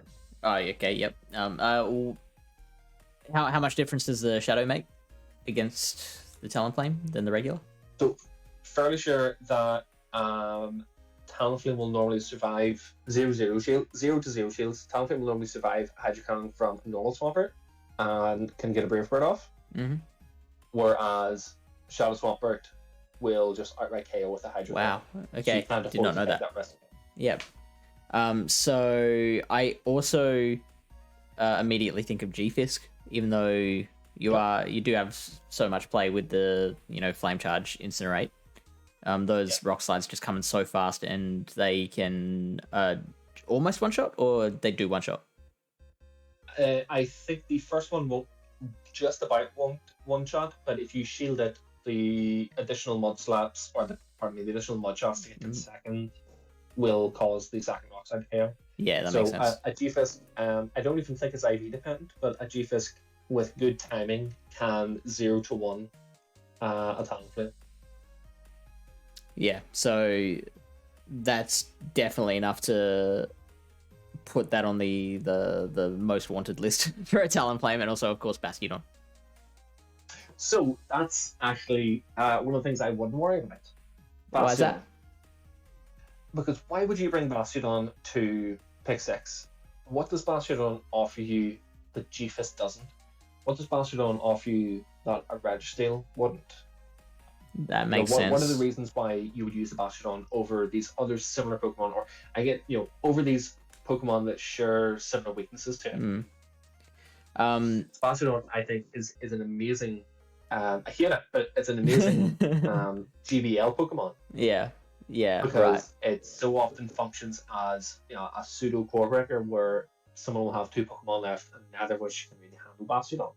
But in pick 6, where you know that it's there, and you can't prepare for it, it's too, in my opinion, it's too RPS. It's too inflexible. Now, granted, you could have someone with a team that's just massively unprepared for it, but maybe that same team would be unprepared for a G-Fisk anyway, or that same team could be unprepared for a Registeel anyway. And the Registeel and the G-Fisk are overall more flexible Pokemon. They offer better coverage. They get to their charge moves faster. Their charge moves are more impactful. I think Bastiodon is too risky because it's too one-dimensional. Yeah.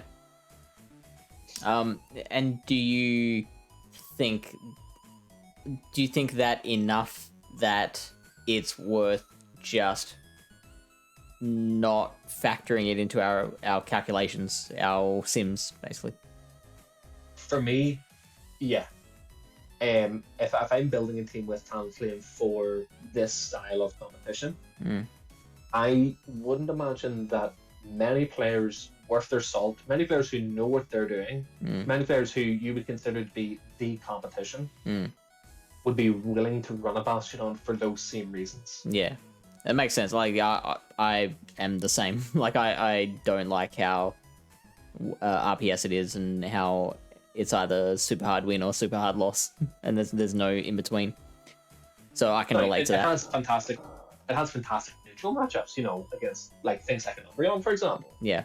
That a G-Fist can struggle with, but a Registeel will dominate. But that's not worth having zero play against fighting types. That's not worth having zero play against a Swampert. Whereas G-Fist and Registeel, circumstances depending, do have a bit of play, can put good damage into those bad matchups. You know, a safe swap G-Fist, for example, if it gets, I think, 3 shots lead, can flip switch on a Metasham counter swap that doesn't have Power Punch or Dynamic Punch, because it will reach 2 Earthquakes before it goes down. And similar thing with Scrafty. Whereas, you know, Registeel can actually do a similar thing. Again, I think it's 4 lock-ons lead, can flip a Metasham that doesn't have Power Punch or Dynamic Punch, 0-0. But, you know, Bastion doesn't do that. And as well as that, you're using the Steel type for that purpose of your Steel type role, your anti-flyer, your bulky generalist mon. But it also loses to the other 2 main Pokemon competing for that same role in G-Fist and Registeel. So it's a case of, why would you play Bastion over G-Fist? Why would you play Bastion over Registeel? What does it offer you? Is what it offers you valuable for your team? Do you think what it offers you over these other options is that valuable for the rule set that you're playing? You know, is it therefore a worthwhile option to consider?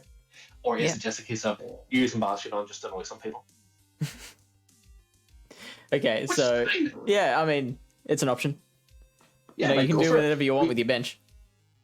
I did think that we would maybe see one person in Liverpool whose team of 6 was going to be Bastion, Shadow Vic, Shadow Grotle, Obstagoon, Shadow Bramble, Wigglytuff. You know, I did think we were going to see someone doing that. You know, just for the fun of it. You know, by all means, be my guest. If you can make Bastion work, then great.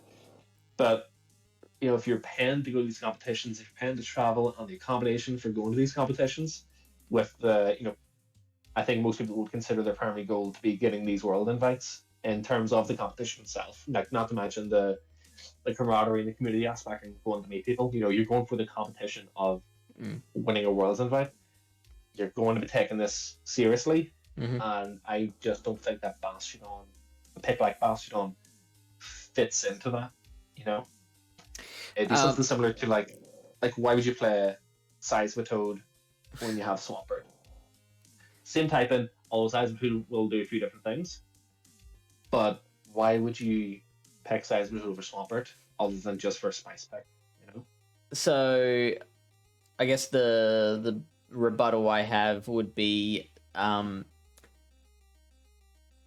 we think that you and I both share that same view, but I feel like the whole point with Bastion is that it's a Pokemon that if you aren't thinking about how to cover that, then the moment you do come across someone who's like, yeah, I want to run Bastion, you're in a very difficult position. Like, if you don't respect the Bastion, it'll come and get you. Yeah. So, good counterpoint there. Bastion shares a lot of similar characters to Learn Stunfisk and Registeel, which you would expect to see one of in most teams. Yeah. So people they're not going to be prepared specifically for Bastion, but they're going to be prepared for a Steel type. Yeah. Bastion being a Steel type is going to share that same weakness. It's not as if someone's going to have a counter for Registeel and G-Fisk, but that counter won't work against Bastion, right?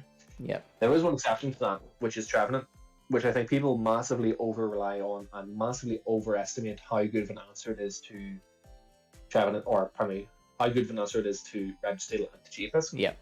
It's really not. Yeah. But it can IV dependent, can beat Bastiodon, and I think the one shield, but it's on the back of a Seed Bomb bait into hitting 2 Shadow Balls. But again, that's one of those things. If someone really over relies on their Trevenant to answer for steals, then maybe your Bastiodon has some play in. But again, in terms of what people are commonly bringing to counter steals, Fen types, Mud Boys. Yep. Bastiodon goes down to them harder than G-Fisk and Registeel does. That means with this team that we're building now, where we've started, our starting point has been Talonflame. We know that we have to have a fighter or a Mud Boy in there because the Talonflame can handle the G-Fisk but not the Bastiodon. Yes. So we want that anti-steal because Talonflame also isn't super great against Registeel. Registeel, yeah. Head to head without going down a shield. Although that's something we'll get into is Talonflame going down a shield. We need that good answer for a G-Fisk. We want something that's also a consistent answer for a Registeel as well. Just for consistency. Okay. So I had Swampert and G-Fisk as the biggest threats. Is there anything you'd add to that most wanted list? So this is just a little thing that I include myself as part of my own team building. Yeah. When I was constructing my team for Liverpool, because if you listen to the Self-Time podcast, it makes it seem as though I construct the team very easily, but it took a week to come up with my team. Okay. Yeah. So one of the things I set as like kind of a soft rule, like a bit of a guideline for building a team was, if you have a Pokemon that is neutral to Nidoqueen's poison jabs and doesn't have a whole lot of bulk and also doesn't immediately threaten a Nidoqueen, then you need to over prepare for it elsewhere. Yeah, okay. So that's the case for Talonflame. Neutral to poison jab, neutral to poison fang. 15 turns the first charge move, 25 turns the 2 flame charges. The Nidoqueen's going to get 2 poison fangs off in the time that you get to or before you even get to your second flame charge. Yeah. So it's not that, in my mind, it's not the Talonflame is weak to Nidoqueen, but it's just that depending on how matchup plays out, I can't rely on Talonflame beat Nidoqueen, so I want something then that also beats Nidoqueen. So would you have the second Pokemon we pick for this team? Is it a necessity to cover all 3 in that one pick? That's ideally the case. I don't want to do that with just one pick. I ideally want to have 2 picks that will do everything. Again, that just depends on how feasible it actually is. But in terms of a second pick, anyway, what I want to think about is just what forms a good core of Talonflame. What's a very simple duo core that I can play with a Talonflame? What Pokemon can I pair with Talonflame that both supports Talonflame well, but Talonflame also supports that other Pokemon well?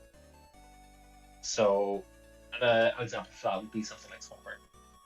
Swampert's main issues are grass types, which are next to non-existent for Open Great League, but its main issues are grass types, kind of vulnerable to heavy counter damage from the likes of Scrafty and Metachan. Swampert has very positive matchup versus Nidoqueen. Generally very positive matchup against Stunfisk. Again, circumstances withstanding. Very positive matchup, generally, circumstances withstanding, against Registeel. And the mirror match itself for Swampert is quite volatile, that you can kind of consider your own Swampert as a bit of a check to opposing Swamperts. But it comes down to energy lead, HP, shadow versus non-shadow. How much will one Hydro Cannon do? Do you need hit 2 Hydro Cannons? Are you brave enough to run Earthquake and rely on the Earthquake to KO? But again, just that Talonflame covers Swampert and Swampert covers Talonflame in a nutshell.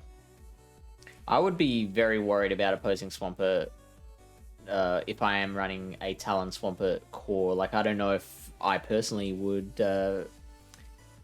back myself to be able to handle that properly. But then again, I guess the whole point of this is to be able to go in having done enough preparation to know what I have to do to deal with that, eh? No, I agree. As the Swampert mirror match is incredibly volatile, that depending on circumstances, shields, HP, and energy, your own Swampert or their opposing Swampert can effectively counter the Swampert. You know, it's a mirror matchup that you don't want to have to play out if you can avoid it. It's like the Toxic Broke mirror match in like Silph Cups. You know, you want to be able to win the mirror match, but you never want to play the mirror match out if you can avoid it, because it's so volatile, and because winning or losing that mirror matchup can cost you the entire match, if that makes sense. Yeah.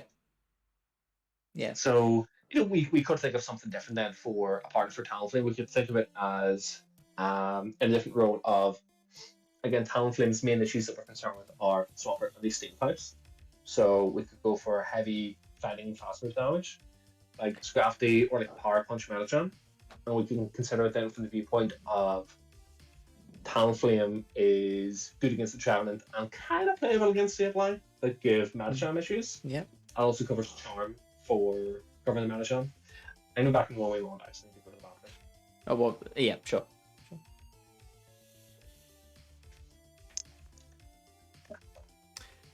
I was not expecting that, and I don't know how to deal with that at the moment. I'm going to turn to chat. Hopefully, I see some people here chatting. Hopefully, these aren't just bots. Hopefully, we've got some people in here who have been paying attention to all this, have been able to follow along, because that's just a lot of information to take in at once. But if anyone watching does have any comments on what they've seen so far, or any further questions that they want to ask for when Logan comes back, feel free to hit us up in the chat. One Pokemon that I thought of most days. Occasionally I might wake up and I feel a little bit robotic. Yeah, one Pokemon that I thought of as Logan was talking, and I'd like to ask him about, is Jellicent.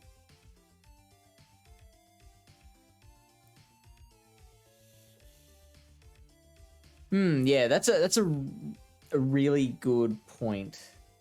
I have the luxury of being able to ask things as they pop up.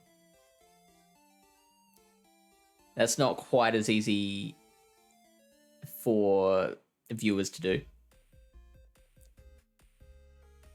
I wonder if there is some sort of... Maybe we could have like an Ask Logan segment on the stream, or oh, maybe we can make it a patron feature, like having Logan. We can ask Logan to come on and be our resident expert that people can ask questions to.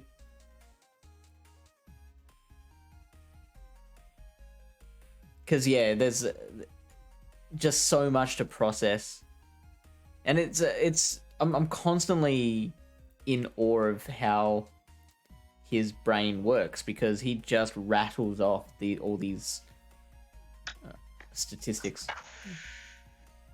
I did appreciate the Bastiodon versus G-Fist note. He hit part of why I find Basti boring, but couldn't describe inflexible. I'm going to power out my G-Fist finally and give it a shot. Oh, did you not have a G-Fist up until now? What was that? It's a necessity. Yeah. One of the core mons in the meta. It's like the first thing you got to build. Yeah, it was like building Pokemon for like Silph Season 1. You know, the first thing you built was a Skarmory, and the second thing you built was your second Skarmory. And then the third thing was your Metachan for Wilder Cup. I never did the double Skarmory. Well, double Skarmory, double Metachan, Marshtomp, and Magnemite. Because I couldn't get double Legacy Magneton. You ran Magnemite in Boulder Cup. Yeah, level 40 Magnemite. What CP did it get up to? 1360 something CP. Wow. It did the job. It walled Skarmories, and if you give it the energy lead, because Thunderbolt, it's not a very well known thing. Thunderbolt was actually broken when PvP first launched. So PvP, I think, came into the game either late November or early December of, what is it now, 2018, I think it was, yeah. And so Thunderbolt was actually broken for like 2 months, where it did, I think it was 90 damage as it does now, but I think it costed 45 energy, the same as Ooh. Discharge, if I'm not mistaken. So that was the same case for Silph Arena. I think I might be misremembering. I'm fairly sure Thunderbolt was broken. That would be a DPE of 2, which would put it at the level of like a Megahorn, a Avalanche, Leaf Blade. So yeah, that's pretty cool. So I was mentioning to mainly Bunnyman that one Pokemon that I thought of with pairing with Talonflame was Jellicent. What do you think of Jellicent? Okay. So again, think of if you're building this team specifically for competing at these play Pokemon events, so Pokemon Great League, pick 6, choose 3. What are you beating with Jellicent? Mainly the 3 Pokemon that we mentioned were the biggest threats, which were the G-Fisk, Nidoqueen, and Swampert. Okay. How consistent is Hex Jellicent against a G-Fisk? I'm not sure. Should I look it up, or do you just have the answer off the top of your head? No, look it up. And if memory serves, it's not that consistent. No. What do we got? It's Jellicent with Hex. Are we running Bubble Beam or Ice Beam? Yes, we are complete degenerates, so we're running Bubble Beam.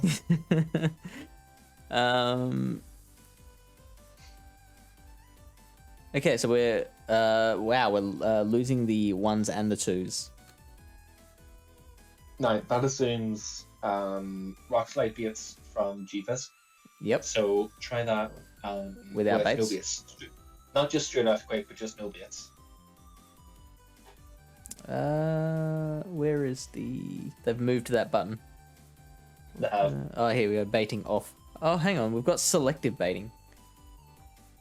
Do you know anything about this? No, I haven't explored PvP Poke that much in the last couple of days since the change. I will definitely check that out. I'm interested in that. I think selective might be the new meaning that the overall rankings are adjusted on now. So it'll have like it used to give Shadow Nidoqueen a win over non-future Cycrocelia by having the Shadow Nidoqueen build up to 8 Poison Fangs or 8 Poison Jabs, throw in the Poison Fang, Cresselia Shield, and then Nidoqueen KOs with the Earth Power at -1 defense. Whereas now with the selective baiting, it's Nidoqueen just goes straight Poison Fang, never builds up to the Earth Power. Okay. But the Cresselia Shield's the second one anyway. Yeah. Whereas if you're planning that matchup out as a Cresselia, you would never shield the second one if they're just going straight for the Poison Fang because you accept that you're going to lose the matchup because of how they're playing it, but you're okay with it because you know you're going to pull a shield. That makes sense. They're not going to have much energy. Okay, so with baiting off, you are still losing the 1s and 2s, but the 2s look very, very close. The 2s, you're looking at just a few HP left. That'd be IV dependent, I would guess. So as the Jellicent in those matchups there, you're playing let's say honestly, you're not beating Bubble Beams, you're going straight for the Shadow Ball. You're going for you're going to presume to be the consistent play, because again that's what you want for these kinds of tournaments. In my opinion, you want consistent matchups. Okay. And you playing consistently, you going for the safe Shadow Balls, you lose the 1s and the 2s as a result. Now, if you start throwing Bubble Beam baits in, especially if it's a Bubble Beam bait that's done early, you'll probably flip that matchup.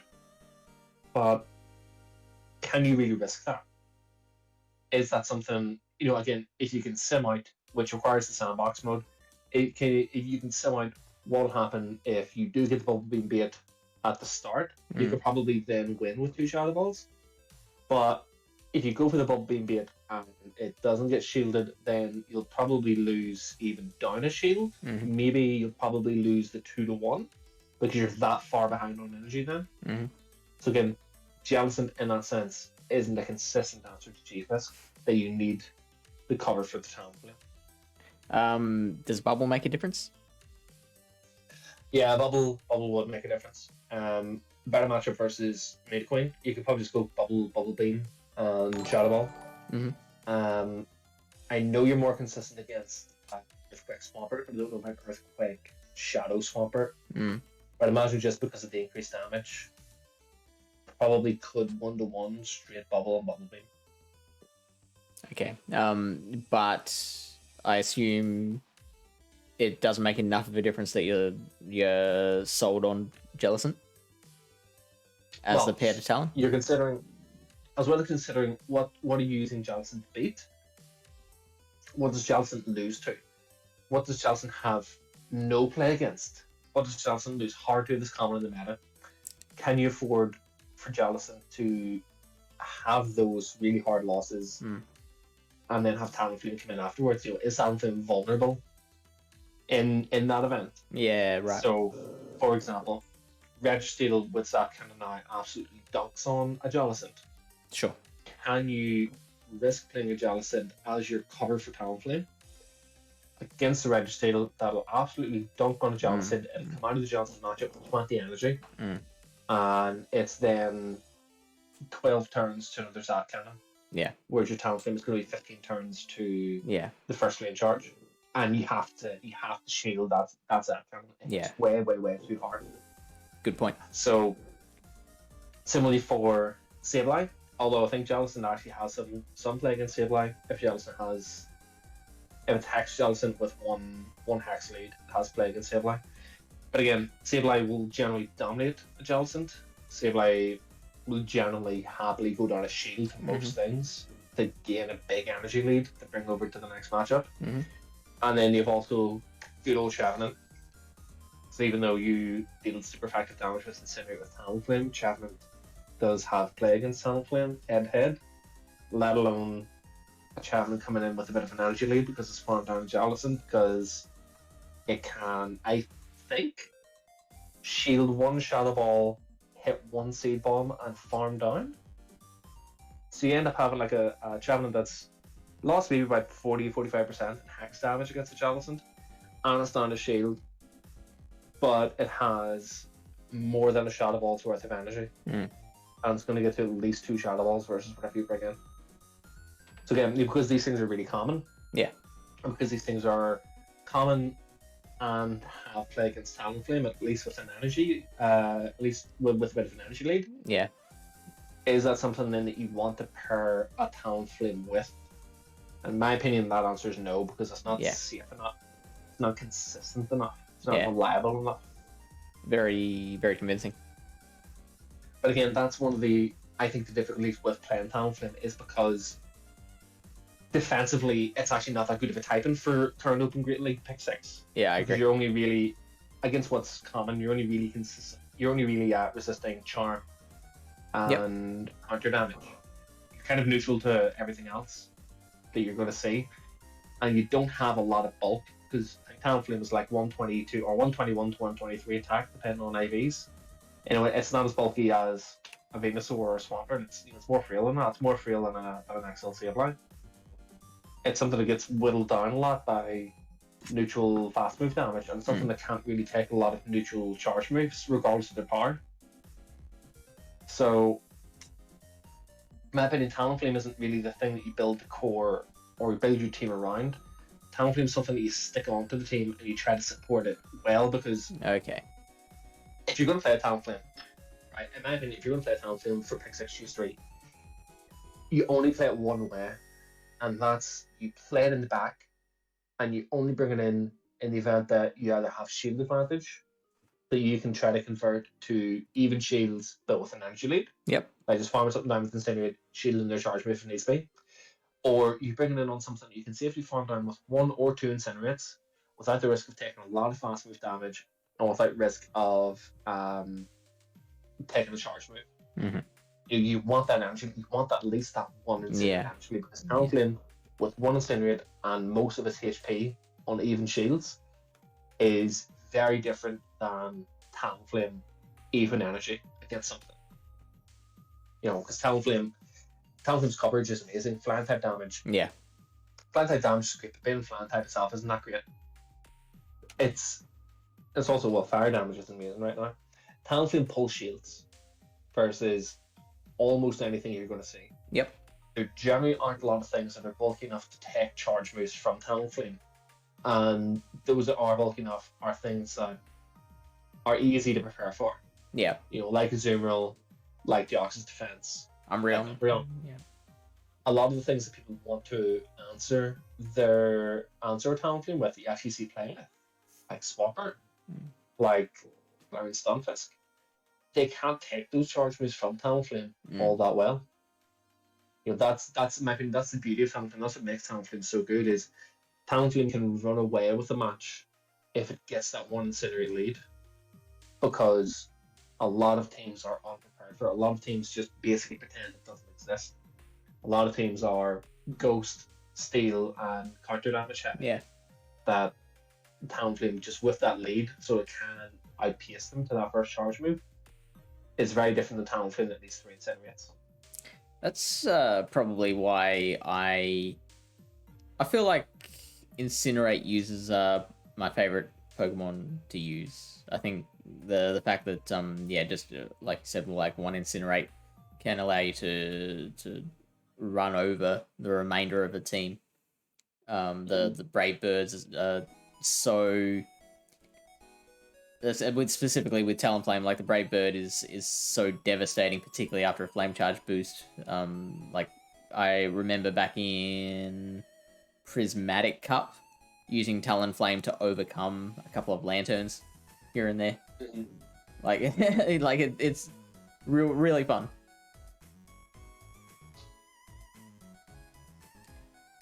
So then I've typed in G-Fisk, Swampert, and Nidoqueen into Team Builder to see what PB Poke suggests as core breakers to those three. So we've got Medicham, Trevenant, Walrein, Como-O, Shadow Bomber, Venusaur, Blastoise, Pelipper, Ferrothorn, Poliwhirl, not Wrath, interestingly, Gyarados, and Mantine.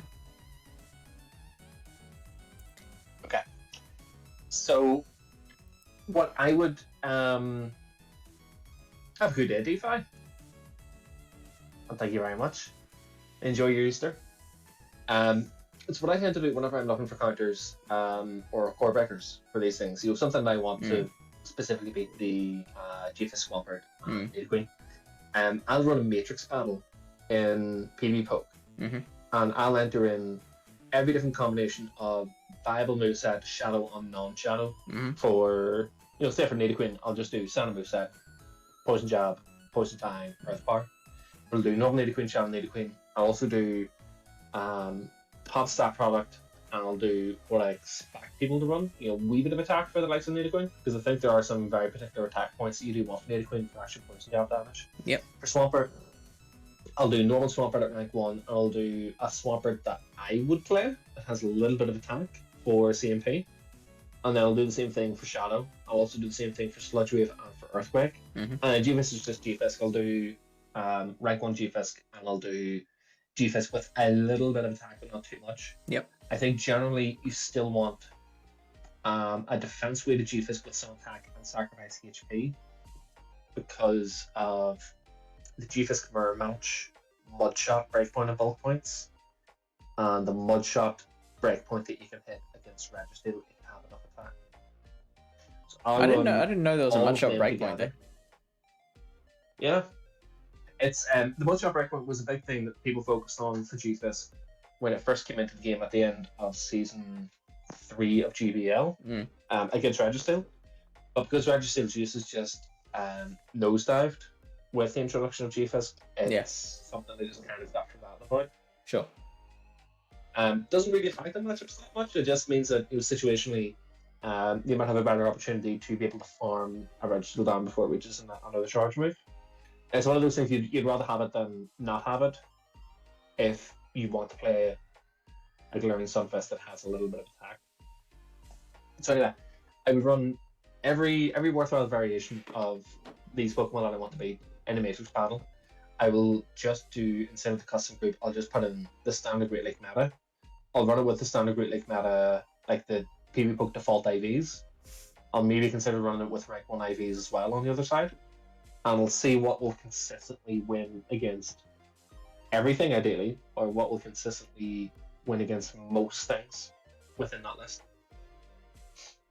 Okay, so I'm doing that now. To speed it up a little bit, I'm just clicking the add and compare button so that pops in just a few different IV combinations. It is running Sludge Wave. Would you change that? Yeah. So I've run it for both Sludge Wave and for Earthquake. Okay, sure. All right, let's do that before we go to the stunt piece. If you take out the last four, actually you've got Shadow and on Shadow. That's fine. I thought you had just 8 normal Swampers there. So we can have 16 Swampert. Yep.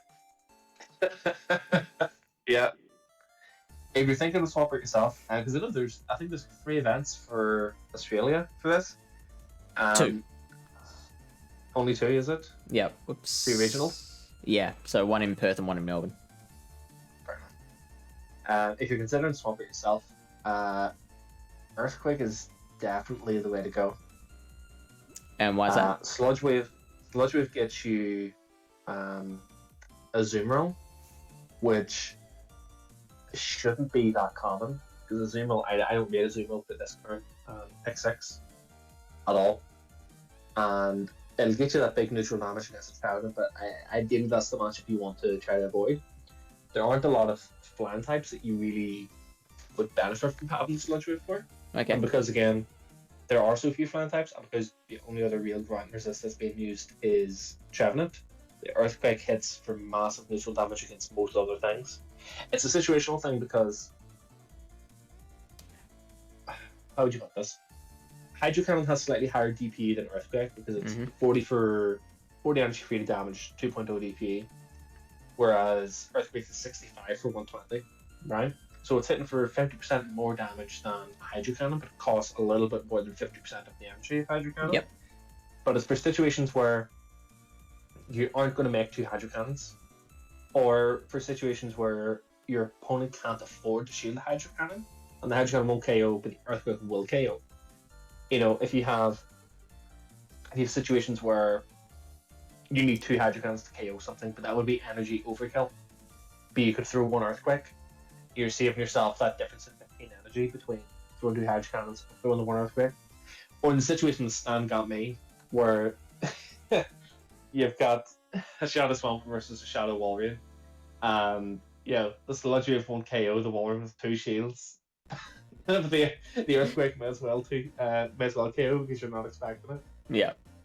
I also think just in general for Open Great League, I think Swampert just overall sits a good bit better with Earthquake than it does with Sludge Wave. Sure. As the 2 main targets for Sludge Wave, one shouldn't be that common because it's Azumarill, but Azumarill's not that great in this current pick 6. So that's a lot of reasons to go with Earthquake. Yeah. Alright, 1 second.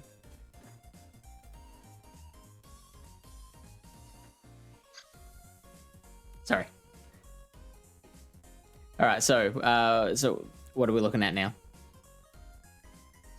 A whole lot of Sims. A lot of Sims. More than I normally do. It's a big old grid. What we are looking for in general. Hey, you told me to do this. Oh, This is your poll, Logan. Not for the 1500 Shadow Swamper. So what I do whenever I look for this is your pinks and your purples, essentially your numbers under 500. Those are your positive matchups for things that are beating the Pokemon that you've entered. So these are the matchups that are positive against the Swampert, the Nidoqueen, and the G-Fisk. You're trying to identify if there's anything that comes up that has overall consistent matchups, consistent wins against all of them. So, for example, the Bubble Ice Beam player off Azumarill that you can see there doesn't win against the normal Swampert with Hydro Cannon and Sludge Wave, but it can beat the Shadow Swampert. So it's not consistent. So you want to ignore it as an option. because we want ideally something that can beat everything. Yeah, and then the Nidoqueen is obviously a big old problem. Surprised Of to course. see that there's a couple of Nidoqueen configurations that Azu can beat. Yeah, so that's bubble break points and Right. charge move timing issues. It might also be matchups where the Nidoqueen's trying to throw an Earth Power because one Poison Fang will KO. Right. Okay. So then just moving along, just looking for something that's all pink. No luck so far.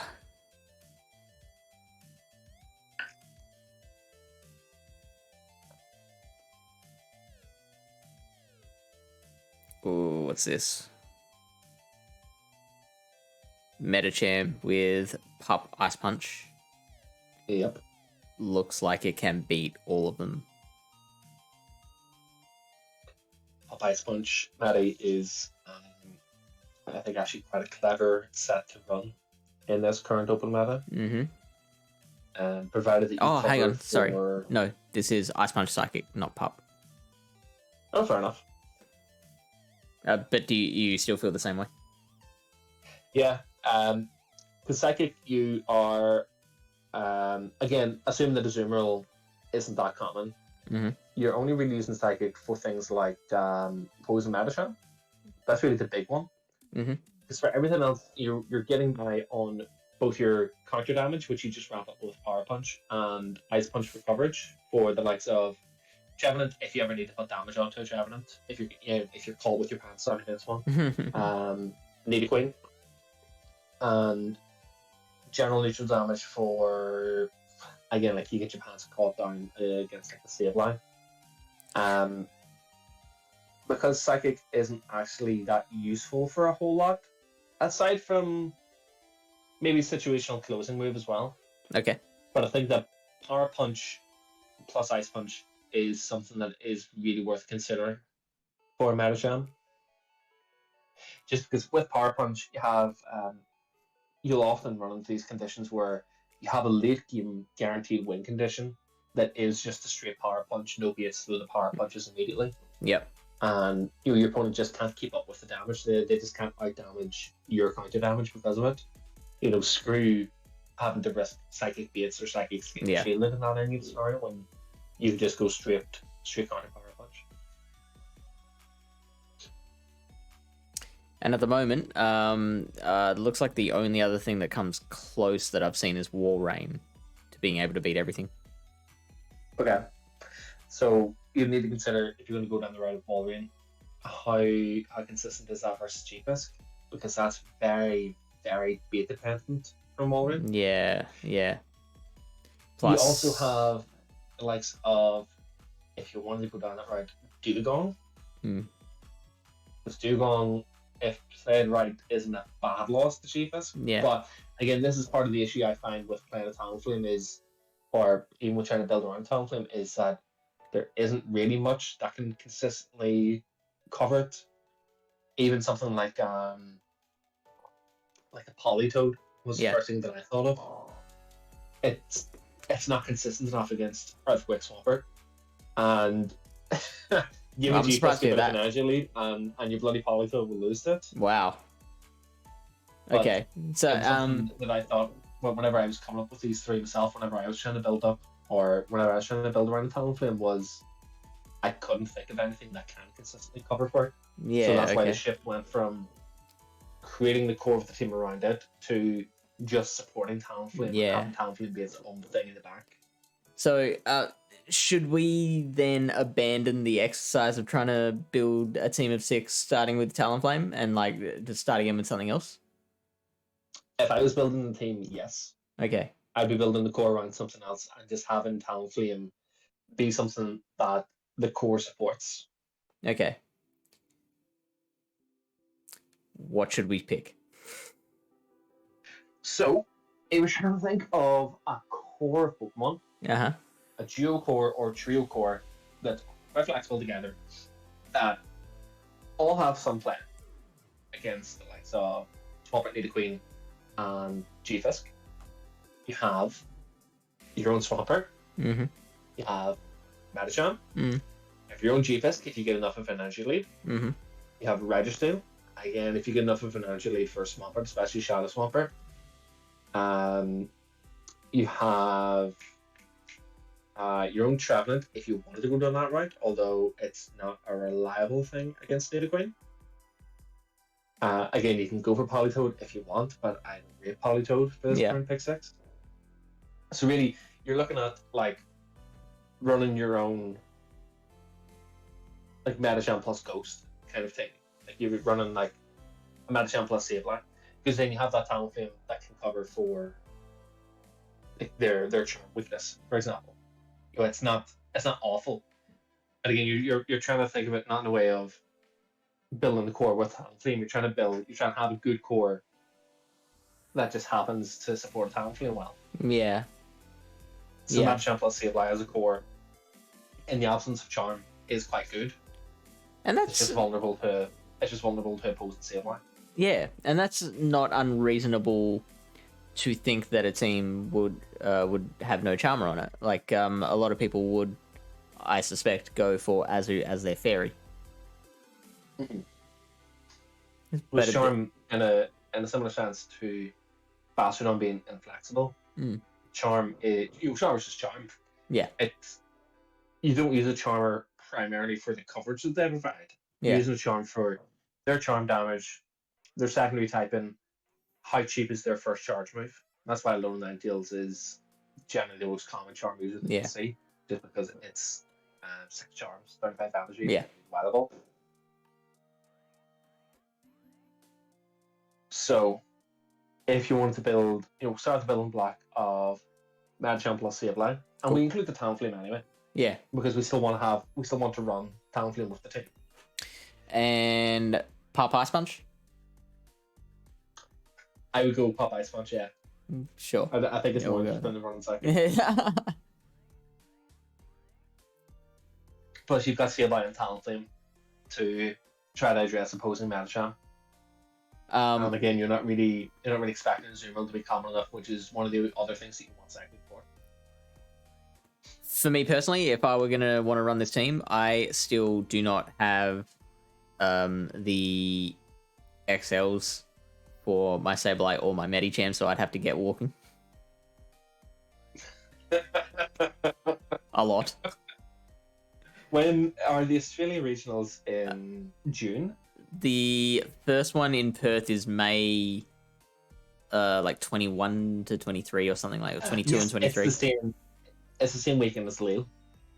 As where? So it's the same weekend as the Lille regionals for you. Oh, okay, yeah. In France. So you've got 5 weekends. You've got 5 weeks to finish off your Sableye and your Metacham. You know what? Any events, without the guaranteed XL candy for Metaphysics and GBL. I should get the bike back out because I found that riding my bike manages to stay under that speed cap. Yeah, fair enough. I know that's what Tho does. I've seen Tho get some absolutely crazy distances in some of his peak rides where he's cycling around Rotterdam. Okay, yeah, we'll keep you updated at home. So okay, we've got these 3, and me being one of those people who relies on PV Poke, I see that B in coverage, and I'm like, wow, that's a great start with just 3 Pokemon in Open Great League. Okay. What are your thoughts? Like, do you see that and have any thoughts, or do you just completely gloss over that and you don't care? Completely gloss over it. Don't care. We're building a team of 6. We're not building a team of 3.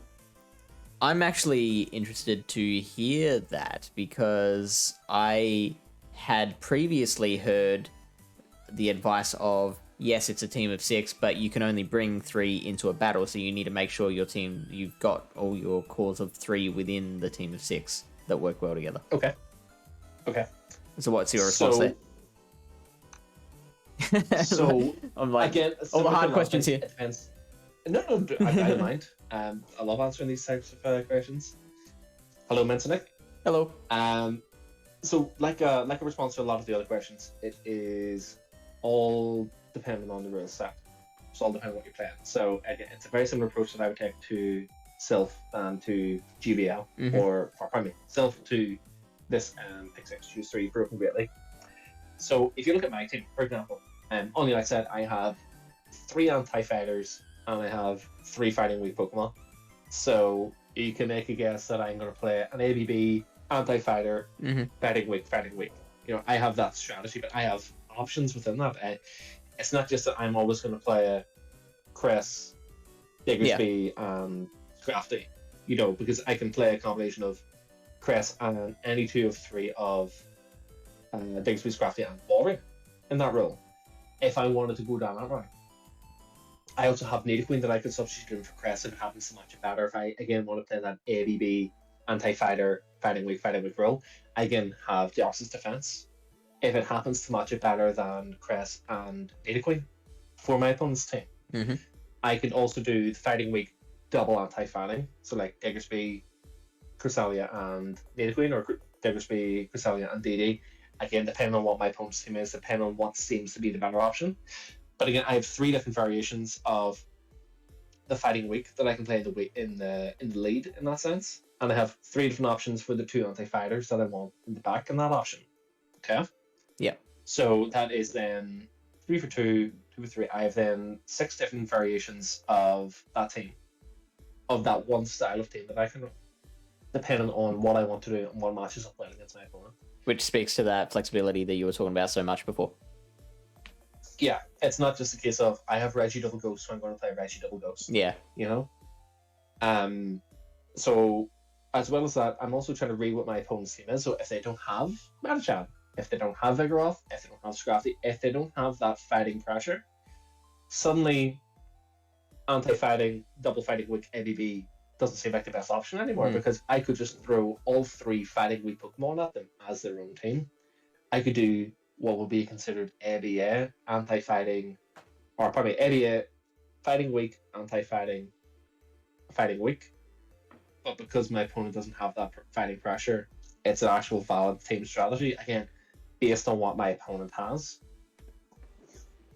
So I don't want to build the team around specific teams of 3 or specific cores of 3. I don't want to build a team with a GBL line in mind. Yeah. Because I don't want to be shoehorned into that. I don't want it to be too obvious that I'm playing that. Granted, when I built the team, I played... No, Cresselia plus Scrafty is something that I'm known for playing in GBL. I played that for... I played that in GBL off and on for Great League ever since dropping my old team in Season 6. I played Cresselia plus Scrafty now for about part of 4 seasons. And I wanted to include that as part of the team, but I don't want that to be the main focus of the team. You know? Like, again, I don't want to build my team as Reggie Double Ghost and Medi Double Steel and those be my 2 main lines. You know, I don't want to. I want to have more options than that. So yes, I want to build a team, or it's best to build a team with some cores in mind. Absolutely, because it gives you a better idea of what you can do yourself. It gives you more familiarity whenever it comes to practice. But it shouldn't be the only focus of the team. Yeah, you know, if your team only has 2 worthwhile cores to play, if your opponent can address both those cores in a single game of 3 amongst their 6, then you're relying on winning through rock paper scissors as your best chance of winning. And that's, again, in my opinion, that is an absolute last ditch effort. That is the last thing you want to have to run. Yeah, totally. Because then it's essentially more luck than skill. It's good guessing. You know, like what matters at the end of the day is that you win.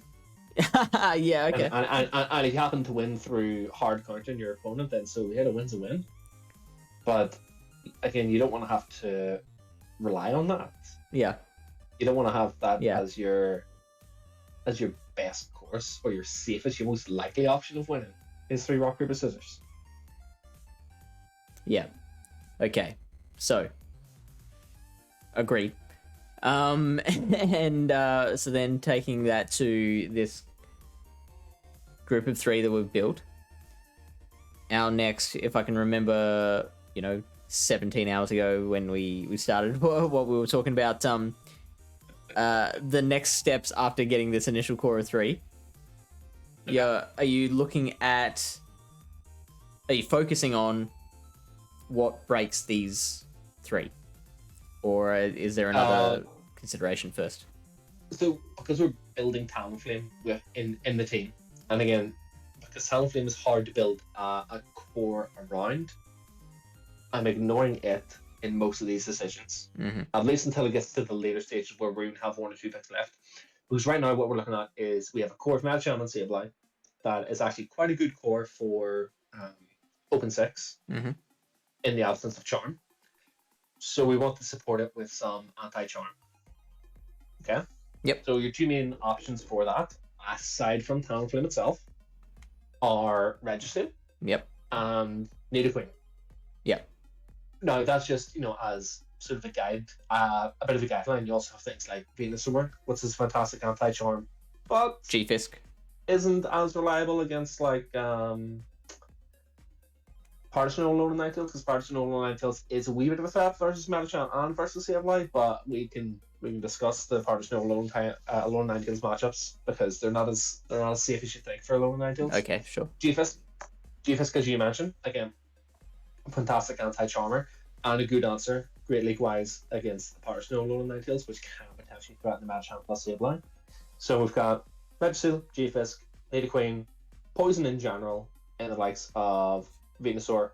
You could go down the route of Golbat, which I think could maybe be interesting for these types of tournaments, but I worry again, with really something like Golbat that it would get too hard countered by a lot of the other common picks like your Reggie and your G-Fisk.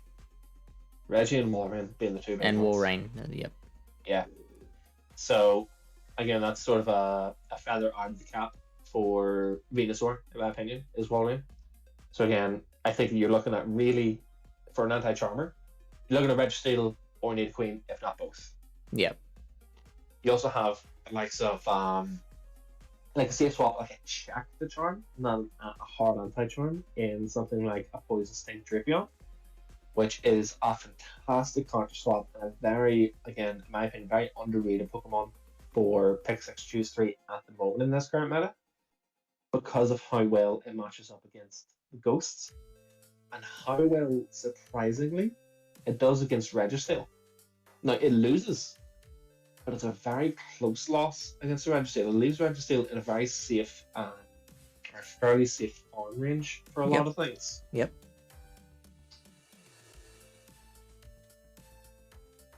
Lurantis? No. No. Dude, it has potential. It really does. But like, and you know what, people wouldn't be prepared for it. Yeah. I think Lurantis is interesting, but it's not consistent. Versus, not consistent. Interesting. I think it loses to G-Fisk if you go straight Leaf Blade, and I think it's inconsistent against Registeel because you need to hit 2 superpowers in order to KO.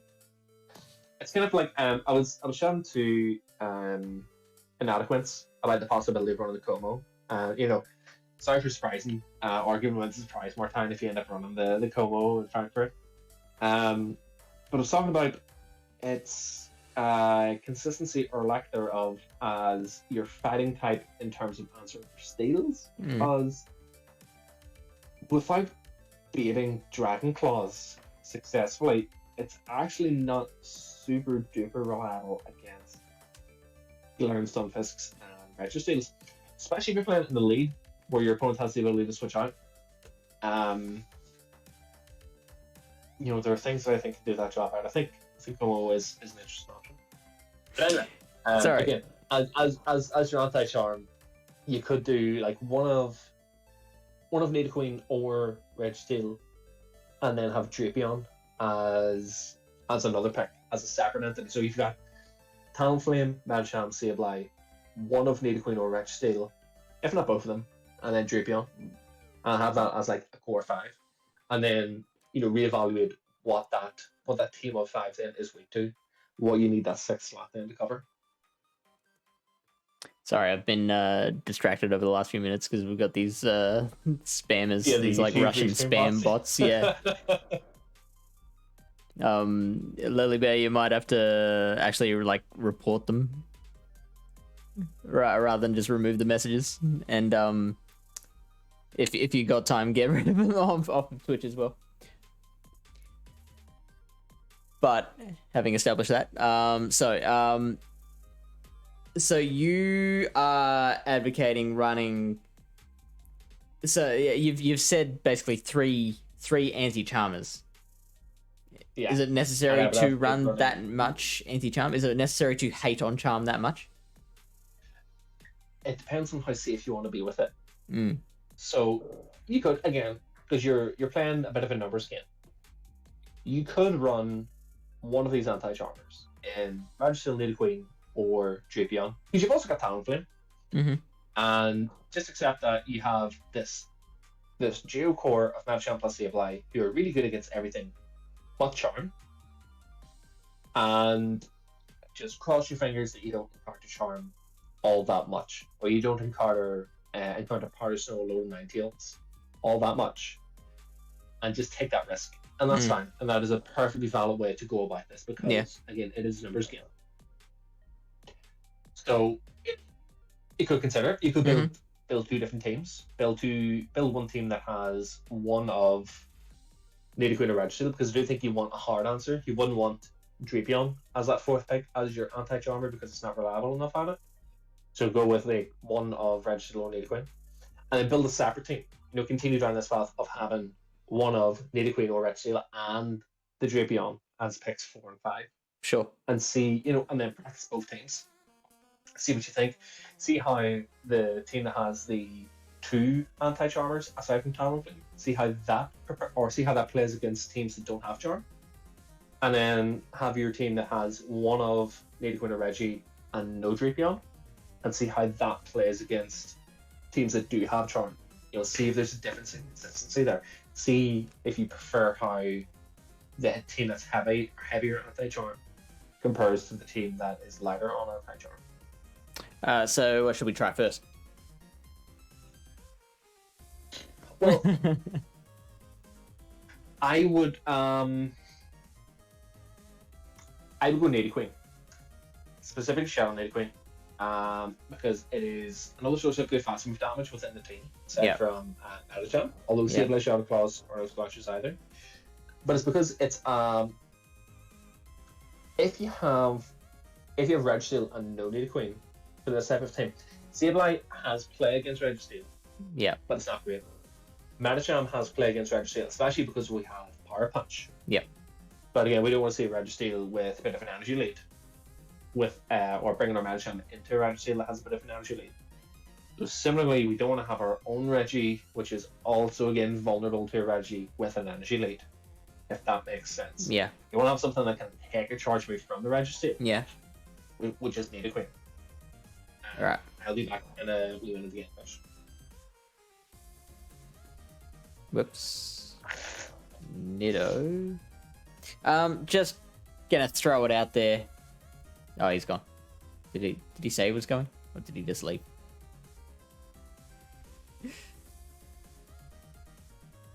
Did I just completely space on? I'm still thinking about the Russian spam bots.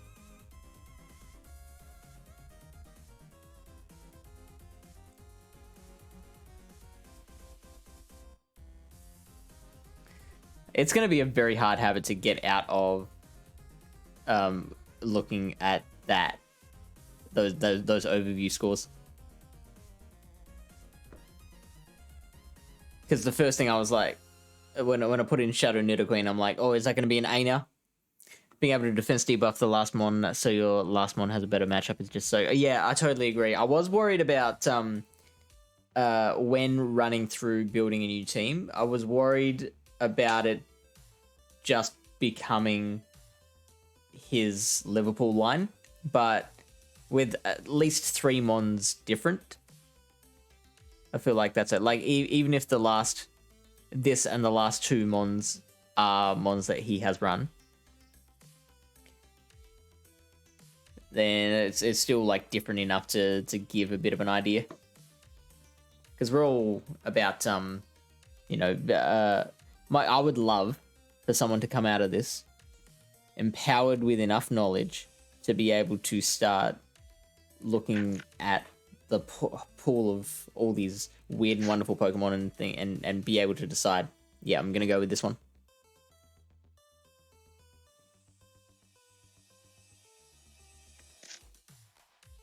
Right, no pint glass of orange and pineapple dilute this time. We should need to go to the bathroom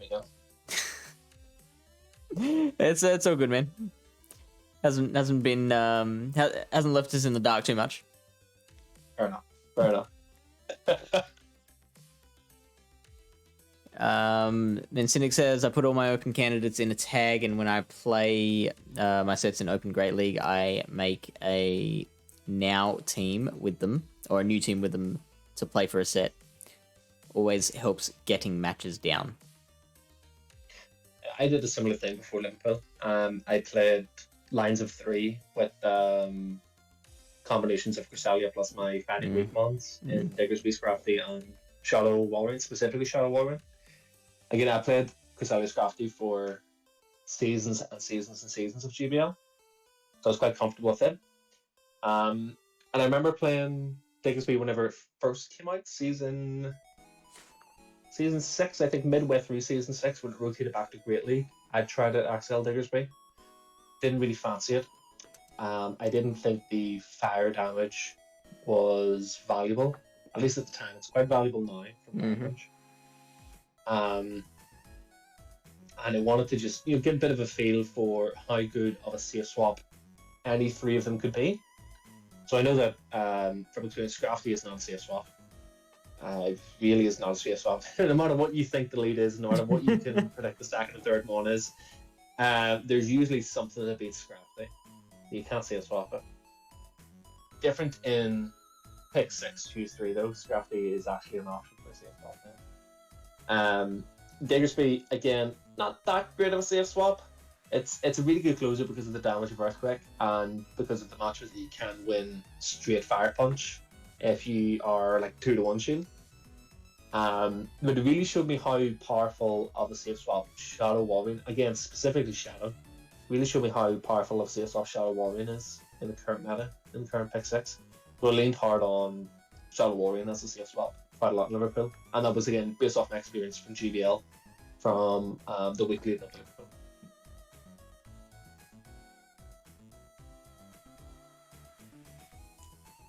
I'm sorry, this is derailing everything. I know. I'm trying to pay attention, like, because now the dense information is working against us here because it's making it hard to think about the bots and then slip back into the conversation. So I'm just finding myself trying to go back to you, being like, oh wait, okay, so yeah, Walrein, yeah, safe swap, go. Yeah. So as I said, as mentioned, I could add comments there. I put all of old candidates in a tag. Best sets of yes. League, they make you maintain the blend for the set.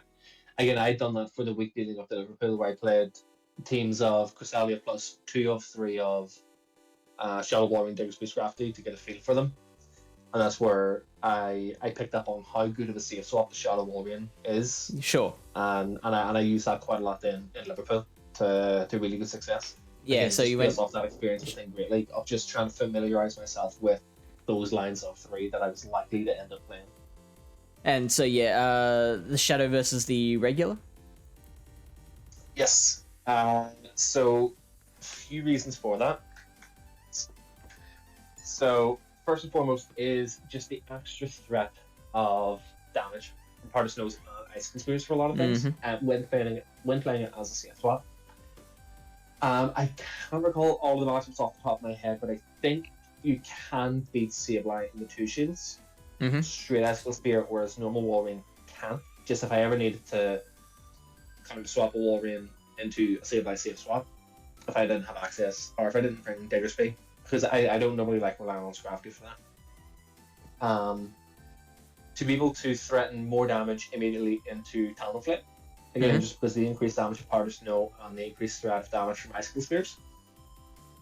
But the big one, and I didn't expect to see it, and I didn't see it. No one, actually no, one person, Peppy Pepsi in my round 3, I think, had it, was Skarmory. Um, I do not like Skarmory for pick 6 in this current meta. Okay. I don't think it has a whole lot of value because as a flying type, it struggles to beat the only grass type that's being used in Trevenant. Trevenant can win the 1-to-1 shields. And Sharon also gets a very fun 1-0 win against Skarmory if you haven't seen it before. But I wanted, just in case, because the team was actually quite vulnerable to Skarmory, because you had Cresselia with their Future Sight, Scrafty, which is playable but not great, Nidoqueen, and Diggersby, which is playable but not something I want to have to rely on. And normal Wolverine struggles against Skarmory, or at least against high stat product Skarmory, but Shadow Wolverine is quite different against Skarmory. Shadow Wolverine is actually the team's hardest counter to Skarmory. So, because of the extra damage from being Shadow, it actually KOs the Skarmory in 2 Icicle Spheres, plus the Powder Stones required for the 2 Icicle Spheres. And because you outpace the Skarmory so much to their Sky attacks at 15 turns each, 5 Air Slashes each, yes, you need to go down a shield as a Wolverine because of the threat of Brave Bird. But the amount of farm that you're able to get from going down a shield, thrown before their next charge move, you easily pull that shield back off the next mon. No questions about it, because nothing wants to take repeated Icicle Spears or an Earthquake from the Shadow Wolverine. Even things like DDs and Metachamps. So, Shadow Wolverine even shields outside of the 0-0 actually trumps Skarmory quite handily, quite consistently. Sure. Even if Skarmory has 1 Air Slash lead from a Skarmory swapping in and then you swapping the Wolverine or the Shadow Wolverine in turn, you still get a very consistent win over Skarmory. That was the other big reason, as I said then, for Shadow over normal Wolverine, because normal Wolverine doesn't hold a candle to it. And just the overall threat of damage for playing it as a safe swap, Shadow just suited it much better, much more threatening against a Reg Seal, because the Earthquake, even at -1, just hits so hard. -1 from the Sat Cannon, that the Reg Seal still has to respect it, still has to shield it. So I'm gonna zoom out a little now, because what I've noticed here is that once we, to get our first 3 Pokemon for this hypothetical team, we were looking at kind of overarching rules and concepts, and then finding a Pokemon that fit those concepts. Whereas now, for the back 3, or the other 3, we're looking at more specific situations that you expect to come across. And is that so? That's normal for you? This is how I would build most teams, with the exception being, again, the Talonflame, which we're trying to consider as a separate entity, not part of the core of the team. Right.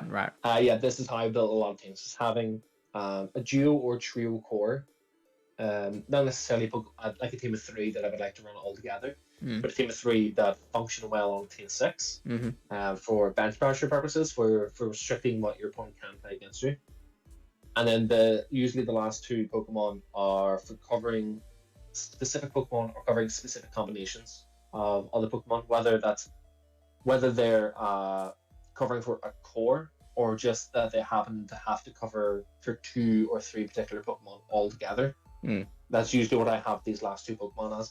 But ideally, I try to choose them in a way that they do mesh well with what else you're trying to build. Yeah.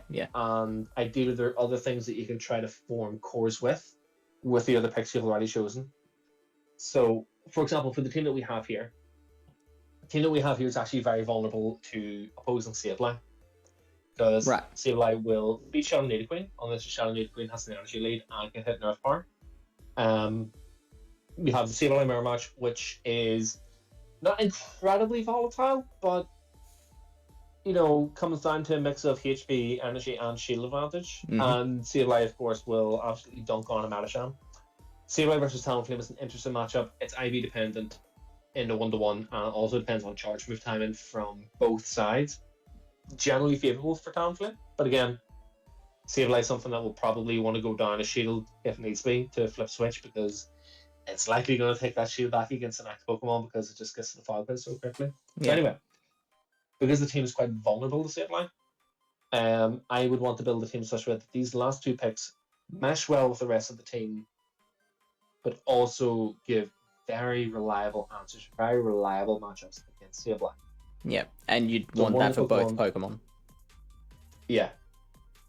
So one of the Pokemon that I would be immediately jumping to mind would be Lickitung, Okay. just for that very hard defensive answer into a Sableye. I don't even know the Lickitung matchups in the Sableye, if I'm being honest, because I don't actually play either Lickitung or Sableye that often. But I think Lickitung needs to hit a Power Whip in order to win it consistently. I don't think Lickitung can win straight bodies. I know that it definitely can't lick all the way down. But anyway, it's a good consistent defensive answer into Sableye. It's something that you can counter swap into a Sableye. It's something that if you lead into a Sableye, forces the Sableye out, right? It also then forms a go on. So it's also something that forms a very simple core with Medicham, because your Medicham has your anti-fighting, like things you're fighting with Pokemon who is generally only really vulnerable to fighting types. Mm-hmm. It's also vulnerable to Steels. We don't have to worry about that as much. And it also then similarly forms that same style of core with Nidoqueen, being your anti-fighting, Lickitung being your fighting weak Pokemon, where again, Nidoqueen also covers the Steels quite well with the Earth Power. So the two of them, Medicham, Lickitung, and Nidoqueen, Lickitung support each other quite well in that sense. As well, then Lickitung is supporting Medicham and Nidoqueen together by addressing that Ghost weakness. Yeah. Again, whether it be Sableye, Cofagrigus, or Javana. So you have a line of three there, which is Lickitung, Medicham, and Nidoqueen. If needs be, you rely on Nidoqueen as your safe swap to force switch with 2 Shield Poison Fangs. Because both the Medicham and the Lickitung support each other that well. And they're both generally good enough that they can win their positive matchups down a shield, like Medicham against Steel types or Lickitung against Ghost types. Also, makes it even harder for me to build this team because I absolutely will not have that XL. But that's fine. Yeah. We're not just doing this for me. We're doing this for everyone. So, that's perfect theory crafting there. So the last pick then I would still want to have as an answer to Sableye, because aside from the Lickitung, we have Sableye Mirror Match, and we have Talonflame with an energy lead or Talonflame 1-1 shields as our only real ways of handling Sableye. We don't need it to be as hard of an answer to Sableye, but we still ideally want it so that it's a consistent answer to Sableye. We were talking about Drapion before. How does that do? So we discussed Drapion before. So that gives us options to play ABB lines with Nidoqueen, Lickitung, Drapion, or Medicham with the Lickitung and the Drapion. I would personally want to shy away from Drapion. Okay. Because if we have Drapion on the team, then we have 3 Pokemon that are all very vulnerable to Swampert in Talonflame, Nidoqueen, Drapion. Yep. We have a good but not great answer in Medicham. We have a great but not amazing answer in Lickitung. And we have a neutral-ish matchup, depends on CMP, in Sableye. So whilst we want this last one to be good against Sableye, we also don't want it to lose hard to Swampert. And these are the kinds of things, these are the kinds of balances and the kinds of, what do you call them? Kind of compromises that you need to make. Because, again, you're not going to be able to create this perfect team of 6. It's going to be weak to, it's going to be vulnerable to something, whether it's one Pokemon or one particular style of core. But for me, Swampert's maybe not that thing that I'm willing to be vulnerable to. Yeah.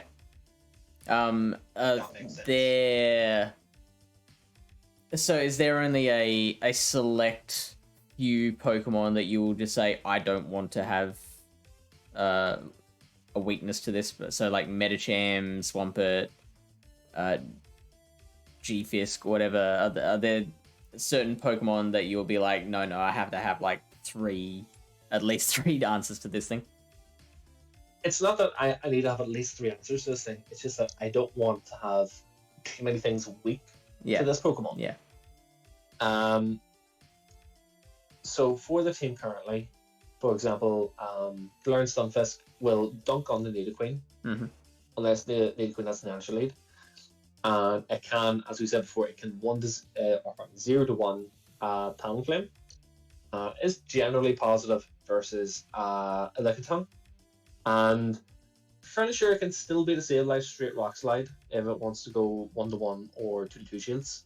So we only really have Magikarp as an answer for that. But I'm not that worried about it because we only have 2 Pokemon in Nidoqueen and Talonflame that are weak to it. And even then, Talonflame is like energy, HP, and shield dependent. That's how its matchup goes with G-Fisk. It's very variable. So again, it's maybe one of those things that for this last pick, that we want something that's good against Sableye. We also don't want it to lose hard to G-Fisk. It doesn't necessarily need to be a G-Fisk counter, but we just don't want it to be so vulnerable to G-Fisk that the team ends up too weak to it, and we have to over rely on Magikarp, if that makes sense. Yeah. And that's probably where I think the biggest issues come with most of us with trying to put together a team of 6 is that we get to the latter stages of the team building phase and we're like, okay, we want to put this in as our 6th Pokemon, but that leaves us too open to this, so if we replace this with that, then we covered that, but then we open up another hole here. Yeah, but again, you have to go in with the mindset that you're not going to be able to create this perfect team of 6 for, especially for Open Great League, because it's too diverse. Again, you're just trying to play the numbers game and trying to prepare as much as possible for what you expect to see more commonly, to give you as much of an edge in as many matchups as possible, right? Yep. So that's why we're not over preparing for Azumarill, because we don't really expect Azumarill to be that popular or that impactful in this current Open 6, because it just, in my opinion, just doesn't fit that well into this meta. That's why we're taking extra precautions for things like Sableye, which are quite common. It's Sableye's a Pokemon that a lot of people rely hard upon, both as a safe swap and as a closer, because it's just a very good general neutral mon. It's a very popular safe swap that people will rely hard on. That's why we want to not end up too weak to combinations of registered plus goes. That's why we don't want to be too weak to Medicham. We don't want to be too weak to Scrafting. We don't want to be vulnerable to, or too vulnerable to something like Swampert, which can close a game very, very efficiently given the right situations, because it outpaces pretty much everything in the game with Hydro Cannons. Yep. You know, we're not worried too much about how we're matching up against Pelipper here, because Pelipper's not really a thing. It's not really that common anymore. It's not really that useful, especially in this current pick 6. Although, looking at the team, Talonflame, Medicham, and Lickitung, or Talonflame, Medicham, and Nidoqueen are all somewhat concerning for Pelipper. But we're not going to see it. So we're not going to worry about it. I did have the thought of what if we replaced Nidoqueen with Drapion, because that makes the Sableye matchup slightly better. It does make us more vulnerable to G-Fisk, I think. And what was the other thing? I've forgotten what the other point was that I had. But so can you speak to that? Like, what's your thoughts there? Okay, so definitely consideration.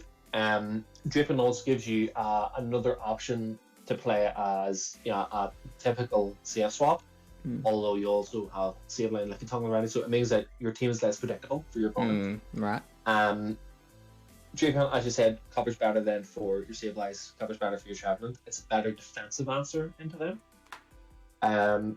You would need to, in my opinion, prepare more for... Maybe not prepare more for... don't be as you can't afford to be as vulnerable to charm in the 6th pick then, because you don't have as hard of an answer to it. Yeah, And sure. your 6th pick then would also ideally need to be something that matches up well against what was I going with this? These are something that matches up well against Registeel, because Drapion, once it doesn't beat Registeel, it has a pretty good matchup, pretty good losing, pretty good loss against Registeel. Okay. Who's quite vulnerable or quite good to farm. But Nidoqueen, as I said, it has a bit more play against Registeel, I think, because it can take a charge move. You also need then your last pick to be something that can cover opposing fighting types a bit better, because you're otherwise relying on, against opposing Mamaclimbs, for example, you're relying quite hard then on your own Sableye. Although Drapion with an energy lead, 2 Sludge Bombs, I think is enough to KO Mamaclimbs. As like a safe swap matchup to pull a shield off a Meta. Okay. So, whilst yes, absolutely an option, it can fulfill a similar role to what you want the Nidoqueen to do. Yeah. It might make the role for your 6th pick a little bit harder to fill, because you're then ideally wanting something that covers for opposing fighters a bit better, that covers for Registeel maybe a little bit better, and you can't really afford to be as weak to charm in the 6th slot. Then you're looking for something that maybe has a generally playable matchup against charm, but just something that doesn't outright lose hard to charm. If that makes sense. Shadow Skunting? Never. Not for Pixel. No, not a chance. Not for. Like, not for rips out the headphones, storms off. I like it. I love it in Halloween Cup last week. It was quite fun. I played a good bit of ABB, Toxic Croak, Alone Grimer, and Shadow Skunting, and it's good fun, but not for Open Great League, not for Pick 6. Sure. Okay, so then if we stick with Shadow Nidoqueen, at this point, so again, putting myself into the mind of someone at around my level who's like, okay, I've got my 5, I need to round it out. What are some general overarching considerations? Am I just basically trying to pick Pokemon that I'm still vulnerable to and plug those holes, or is it more I'm finding things that will just slot in with some of my other picks as a good ABB or ABA or balanced core? Why not both? Yeah. Okay, so so you're considering all of those things. Yeah, I would ideally be considering something that can tick all of those boxes if it's possible to. So, from looking at this team here, I'm a wee bit concerned about opposing Sableye, so I want something that can have a consistent matchup against it. We don't really need to worry about Registeel a whole lot, but we have a bit of an issue with the core of Registeel plus Ghost, especially Registeel plus Sableye. So ideally, if we have something that can handle both of those, again, doesn't necessarily need to beat them, but something that has consistent playable matchups against both, if that makes sense. Yeah. Okay. So we have one potential option would be Scrafty, which we discussed much earlier. It does have losable matchups against both, but it's playable against both of them. It's threatening against both of them.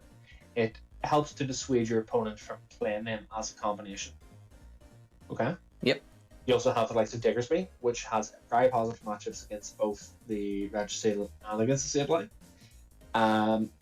You can kind of afford that fighting weakness because you have the Medicham, you have the Sableye, and you have the Shadow Nidoqueen to cover fighting types. And Talonflame as well, but again, we're kind of considering Talonflame as its own separate thing. Yeah. The issue with Diggersby is it's like a Soldier of Fortune. Similar to Drapion, we have that 3 mons that can't really touch Swampert that well. Now, if you want to get into the nitty-gritty of it, Diggersby does have playable matchups against Swampert.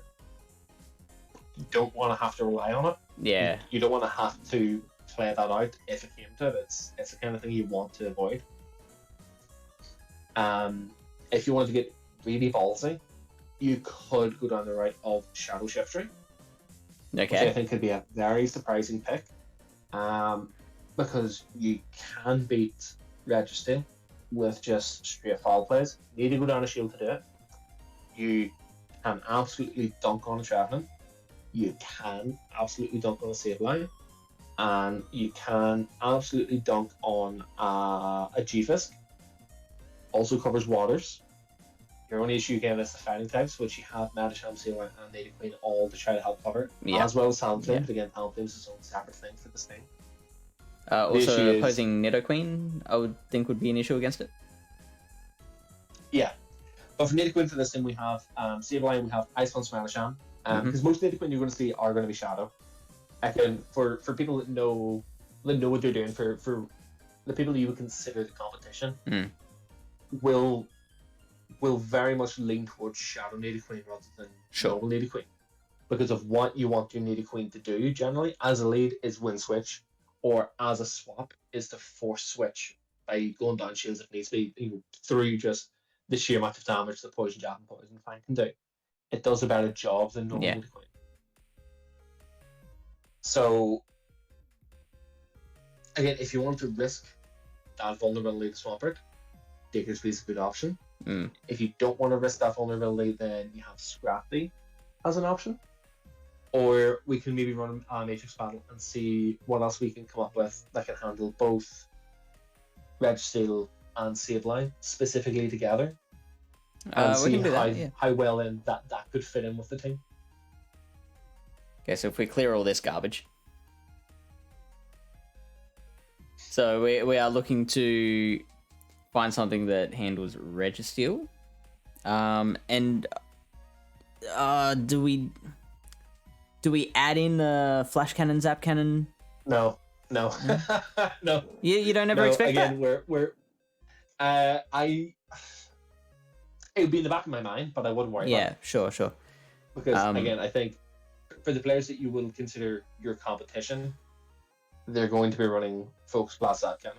Sure. Flash Cannon has, in my opinion, very limited use over Zap Cannon, because you're always going to run Focus Blast. Flash Cannon has very limited use over Zap Cannon. Sure. To the point it's not really worth considering, in my opinion. But it's a spice option. Could work out, because we're considering Pop Ice Punch Manatron here, which, in my opinion, wouldn't really be expected. It's a little bit spicy, yeah. Like, if I fought against someone and I see they go straight Pop with a Madisham, in my mind, I'm immediately thinking they've got Psychic in the back. Psychic as their second charge move. Yeah. That's one of the things why Pop Ice Punch can't work, is because it is unexpected in that sense. So one of the reasons why Bloody and Dynamic Punch works, because just nobody thinks of it. Nobody expects it. I think that's more of a GBL thing. Yeah, it might be. I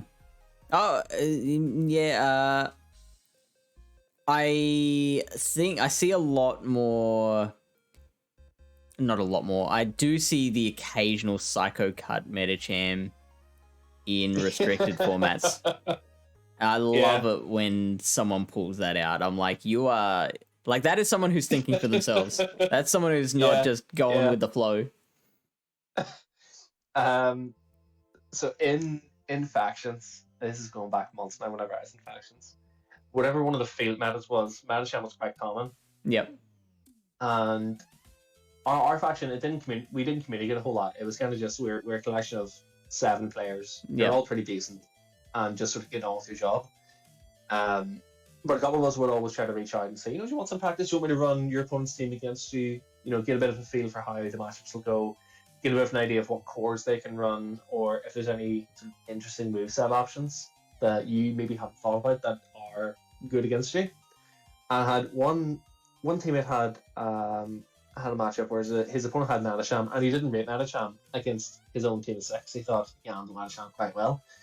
And I thought, well, Psycho Cut Madisham,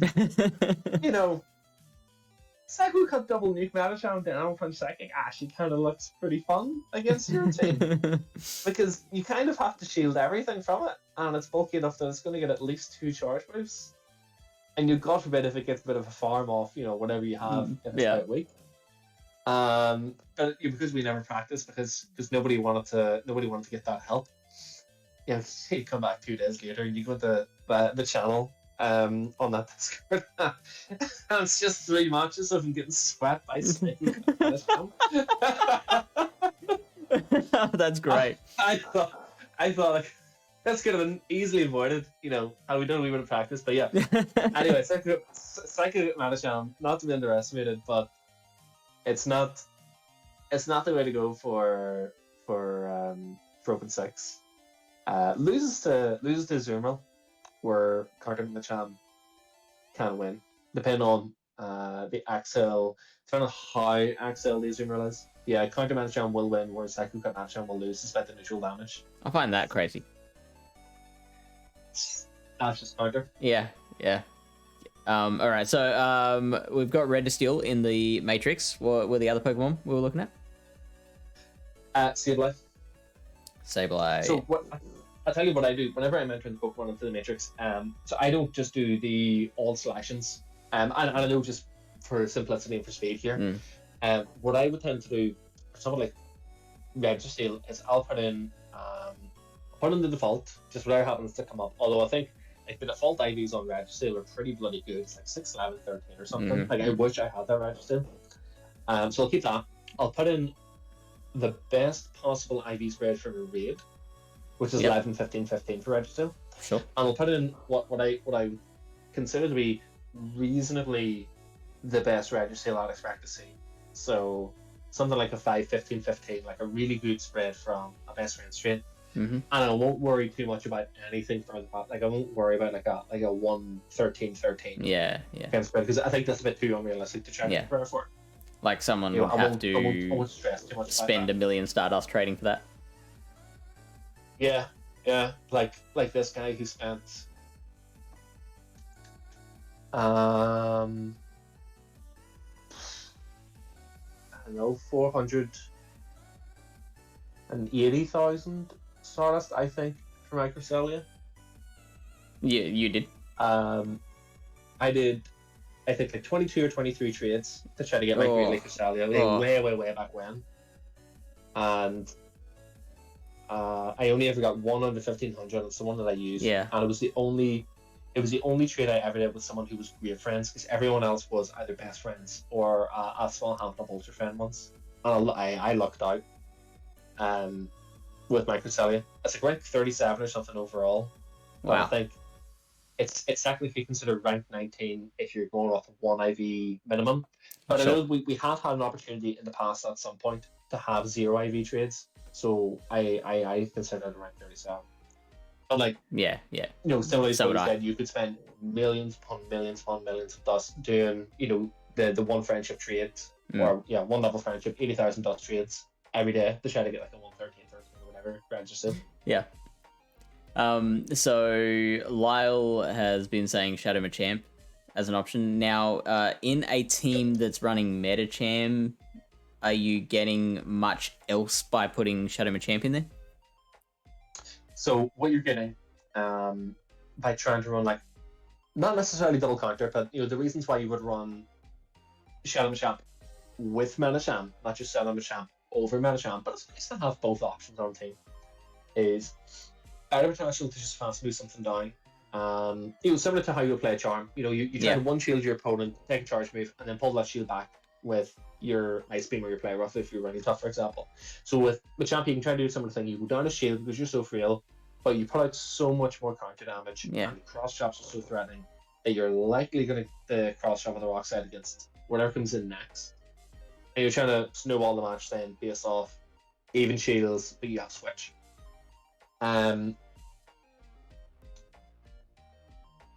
Machamp's also generally a little bit better against the flan types that you see. So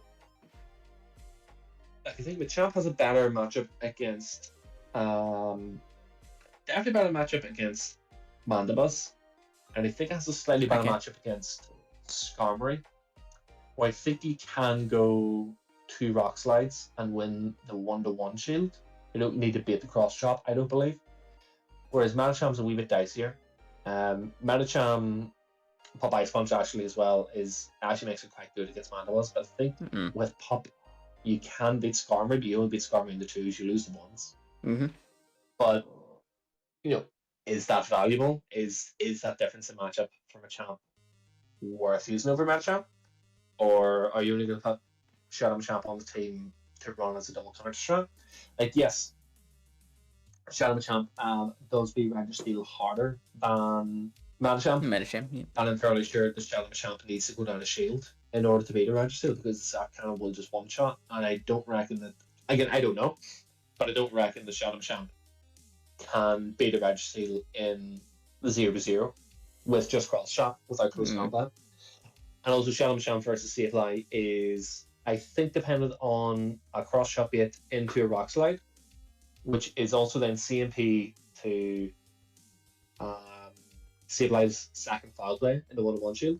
I think it can win straight cross shot in the twos. I'm gonna actually. It's not a great matchup. It's not something you want to have to play out. It's just that it's one of the perks essentially of playing a Shadow Machamp is that you can win that matchup. I'm gonna put my butt on the line here and challenge you on this one. I think in this one you can win the ones going straight cross chop. Good luck.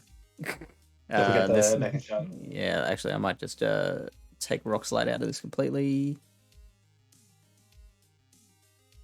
Bah! Okay, never mind. No, you do have to bait with the cross drop and then throw Rock Slide. Yeah. Because cross shot it's still resisted. Yeah. XL, yes, totally. Possibly. I remember trying to play it's one of the Silph Season 2 cups before lockdown. So maybe Toxic Cup, I think.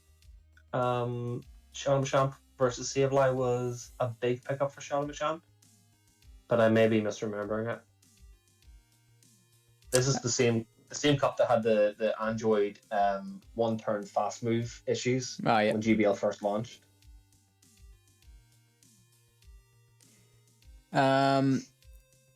So what else? We were looking at Registeel and Sableye as things that we have to cover with our sixth Pokemon. Was that it, or were there more? So it was just Registeel plus Sableye. We ideally want our sixth one to beat both of them consistently. Yeah. Swampert? We do. Yeah, so we don't necessarily need it to beat Swampert. We just need it to not lose hard to Swampert. Sure. So, I don't know, say hypothetically, like, I don't know, Coffee-Grigus or something, even though Coffee-Grigus loses Sableye, Coffee-Grigus doesn't lose hard to Swampert. That's the kind of matchup that I'm thinking. Sure. Well, Drapion has Play against Sableye, and the Registeel, it loses so hard to Swampert. Yeah. Normally, in normal given circumstances. Okay, cool. So then if we chuck that on the board. Let's see. We got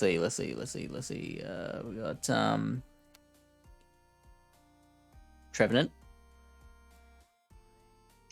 So, do you, in your opinion, could you play Trevenant against Sableye? No. And win that consistently? No, you're right. No.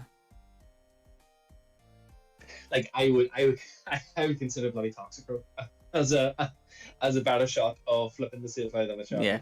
So because again, Sableye will go down a shield to Trevenant if needs be. Like it will just Shadow Claw down and have 80-90 energy for the next Pokemon coming in. So I find that so strange that most people would immediately go, no, I don't want this matchup, this Trevenant Sableye. And yet, PV Poke does have it winning the ones with the bait. I presume with the bait. That's a similar thing for Trevenant versus Talonflame. And a similar thing for Trevenant versus Skarmory. Trevenant will win 1-1 with that Seed Bomb bait into hitting Shadow Ball. Yeah. That's just the power of Trevenant. It's just the power of Shadow Ball. Yeah. The combination of Shadow Ball and Shadow Fall and something with such high attack. Sableye is obviously very even against a lot of that. Same with Reggie. What else do we have? Obstagoon looks interesting. If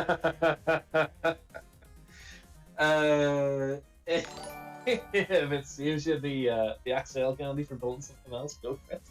I wouldn't go down the route of Obs again Okay, for pick 6. sure. Meganium. Not awful. Good neutral matchups into things like Metacham. I think it can beat Walrein in the ones. It can beat Shadow Walrein in the ones as well. But Shadow Walrein, like Sableye, will gladly go down a shield to things because its charge move combinations are so threatening. I think it consistently beats Registeel and consistently beats Sableye, just with the Frenzy Plant, just from the straight damage of it.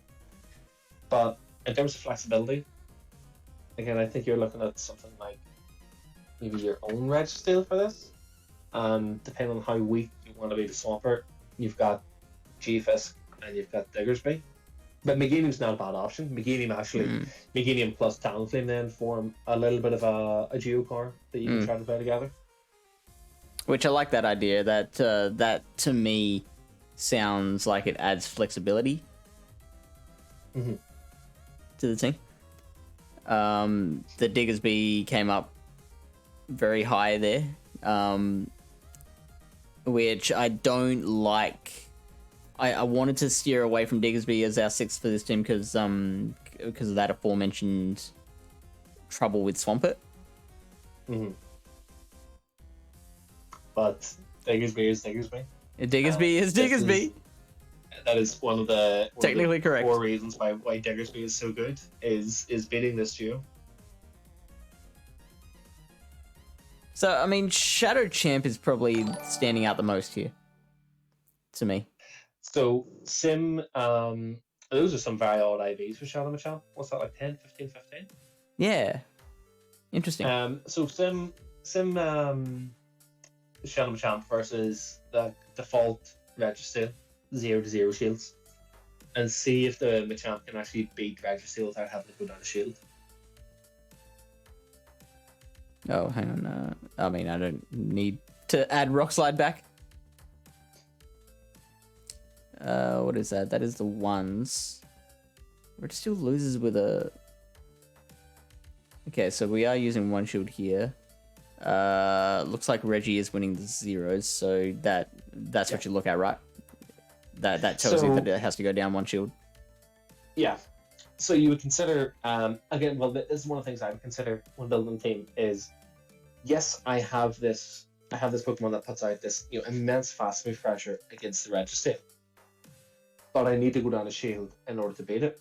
Is beating the Registeel worth going down that shield? Yeah. Depending on what your opponent has in their 6 otherwise. So, trying to see Simichamp 1-0 without throwing a cross chop. Just going straight counter. Let's see if it can counter down before Registeel gets to a second sap count.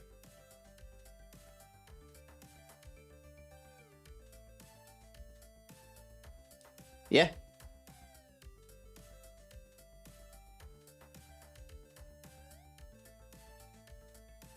Alright, so that's right on the cusp.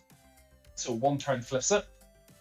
So you can't, for example, have your opponent sleep swap Reggie, you counter swap the Machamp in, because you won't KO fast enough. Yeah. You need to throw the cross chop then. Yeah. Okay. But head to head, you could do that. Lead Champ versus lead Registeel, you could do that. And then you're coming into the next matchup with 100 energy, even though you're at -1. But you're -1 Shadow Champ, you're still going to hit like a truck. Yeah. You've still got like maybe 3/4 or so of your HP left. You are going to pull that shield back against most things. Yep. The issue is if they have a Metacham, if they have Nidoqueen, just if they have something that's really, really bulky that can afford to not have to take those charge moves. But even a Nidoqueen, even a Metacham, they're not going to want to have to take 3 rock slides, 2 cross chops plus a rock slide, 2 rock slides plus a cross chop. But you can't consistently do that. Yeah. That's not something you can consistently rely upon. It's similar to that Shadow Machamp versus Sableye matchup. You need to hit the rock slide in order to win it. So can you rely on that? Because you can't win that going 2 rock slides unless you get unless you sneak on their foul play and you deny on your first rock slide, Sure. and in which case then you CMP to the second charge move. You can't rely on that straight rock slide. You have to be it. So, are you willing to take that risk? Are you willing to try to play that out, knowing that there is a degree of inconsistency there? Let alone with this Registeel matchup, with this variable depending on circumstances, of Registeel swapping in and you pound swapping the champ, where you still have to glue on a shield and you now have to invest 35 energy to KO with a cross chop. Can you afford that and an inconsistent save line matchup in your Pokemon that you want to cover both Registeel and Sableye? So, with that all said, we've obviously got to make a decision. So, what are we leaning towards as the kind of least of all the evils? So, I would go back to that Matrix battle, see what else other than Diggersby has positive matchups versus both of them. Consider how vulnerable they are to things like Swampert, and consider how you could include them in a team. So you have Meganium. Yeah, that's what I was thinking. Meganium, certainly an option, and also covers for that Swampert, forms the core with Mamaclimbs with 7-4. Yeah. You could even, if you wanted to get ballsy, you could even send Shadow Meganium, see if it performs any differently, see if it's still consistent enough, and see how it performs against the rest of the meta then, see what the differences are between Meganium and Shadow Meganium, because I imagine something with Shadow that has Fancy Plant will probably hit like a shark against most things. Yeah, even something that's not a super high attack, like Meganium. Yeah. So, as Lionel there had said about Obstagoon, by all means, sim it against Registeel, see how it goes, but Obstagoon is getting one shot by a Focus Blast. Yeah. Well, I reckon it is. If it's not, it's losing most of its health. It's, again, like that Machamp, it's probably something that you're going to go down a shield with, and you're, again, put in a situation where is you playing that Obstagoon, going down that shield, worth having the Obstagoon in the first place for covering for this role? If there's maybe something else that doesn't need to go down the shield first to Registeel, or if you can play something that maybe if it does need to go down the shield first to Registeel, is more likely to be able to pull the shield back in return in the next matchup because its charge moves are so threatening. Like the game, because the combination of Earthquake and Fancy Plant, two very hard hitting charge moves, means it's more likely you're going to pull that shield back rather than Obstagoon if you're playing Cross Shot Night Slash, and if you don't get a Night Slash boost, you could have something in that could just take Night Slashes, that could easily take two of them whilst farming you down, or take two of them whilst they reach their own charge move to KO you before the third, and maybe you're not putting any significant damage in.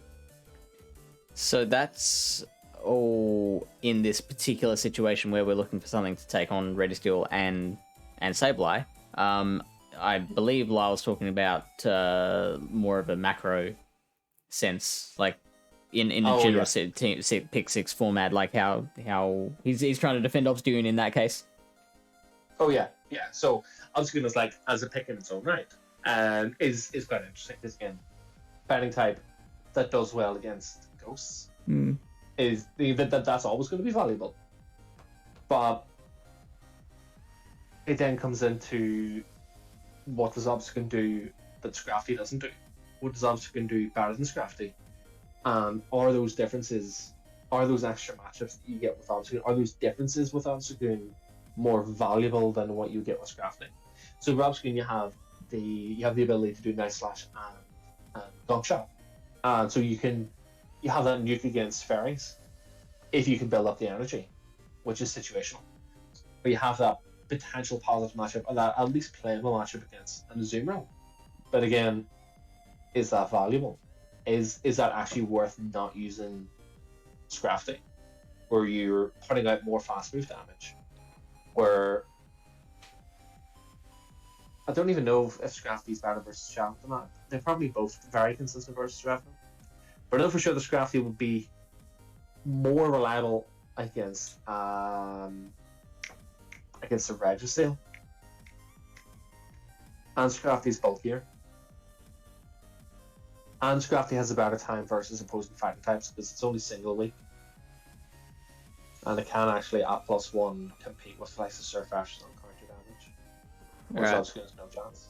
So, balls in your court now, Lyle. Go.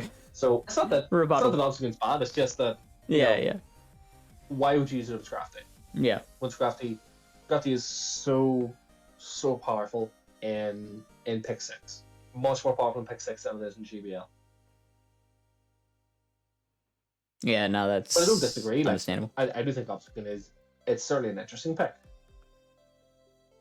And you still got that the same combination of offensive typing. Mm-hmm. You have fighting type damage and your dark type damage, but the fighting type damage with Scrafty is stab as well. Ramps up a lot more in neutral matchups. Yeah.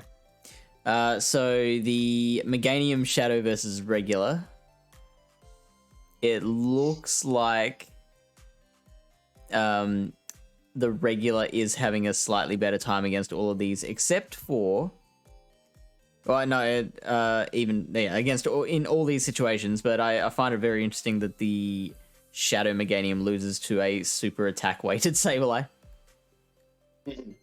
Which is something that you're like no one in the right mind is ever going to build a 15-2-2 Axel. Yeah, no, Sableye. Totally. But it sounds like Meganium is the better way to go in this situation. Yeah. And again, because it covers for that, it's not that it covers for Swampert better, it's just that it's not weak to Swampert. It has an action bonus where it absolutely destroys the Swampert, which is great. So, if you're settling on Meganium as the second Pokemon for the team, you could then look into just doing a Matrix battle of Meganium and Shadow Meganium, based on the IVs that you would run yourself with Meganium, as a Matrix battle versus the Great League meta, and see which of the two of them perform better generally. Yeah. Let's see again, is there any specific reason why you'd want to use one over the other? Does one of them give you a specific edge elsewhere? And again, because it's Shadow Meganium is still fairly new, you don't really see it played a whole lot. If you know of some particular matchups where the Shadow flips it, that's something you can use to your advantage. Yeah. And I would love to spend more time delving into that specific situation. Regular versus Shadow Meganium against the other things that aren't the immediate things that we're trying to take on in the Red Steel and Sableye. However, I don't know if you've noticed my life force kind of draining as it gets later and later here. It's gotten to 1 a.m. my time. 1 a.m. Yeah. I really want to keep going, but I feel like it's I should preserve my health. Yeah. So no problem. We'll kind of settle on this with our if you're watching this on Twitch, I'm going to download this tomorrow my time and put it up as a pre-recorded video on YouTube. If you want to go through the entire 3.5 hours of this thing, it is all value. Like it is all good stuff, and I feel like it was. It's kind of in my mind. I feel like it's been the front loaded with general concepts, and then the back half has been just a study on analyzing the very specific, minute situations. So if you're just looking for an overall, an overall guide to how do I get started on this whole team building thing, then yeah, the first half of the stream is what you want to take a look at. But if you're already at that stage, you're already comfortable with that, then the second half I think is really, really good, because yeah, like just you spouting off those scenarios about, you know, when you'd have to use a shield to get this outcome, and knowing every shield situation of a particular matchup, all those little things. It's just wonderful to hear it all. So I appreciate your input. I appreciate you being so flexible with the timing here. because we had some dramas. Thank you, Mencinic and Cappuccino. We're gonna find someone to raid. You don't have any content to plug, do you? Like channels, Nope, Twitter? not one bit. I don't care for Twitter. Yeah. Good move. I don't stream Pokemon Go. I considered getting into it.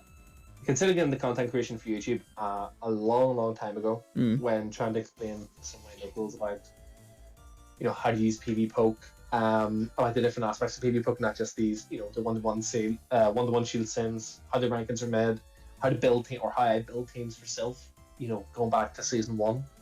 But I never got around to it, so it's probably not something I'm going to pursue at this point. Yeah, sure. So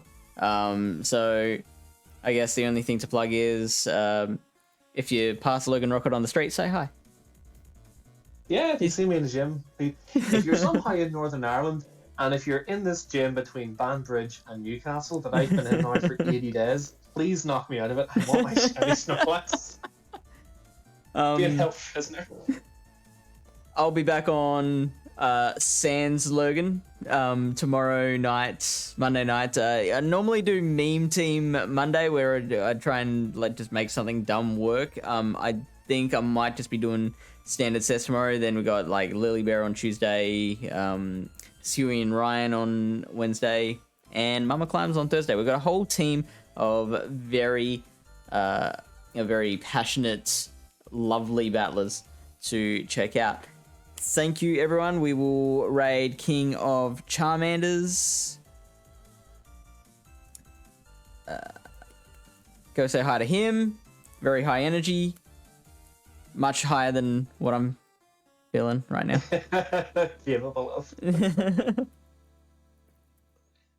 you, everyone, for tuning into the stream. If you want me back on a different death fish, by all means, just hit me up. Yeah, absolutely, man. We might have to do just a standard GBL stream.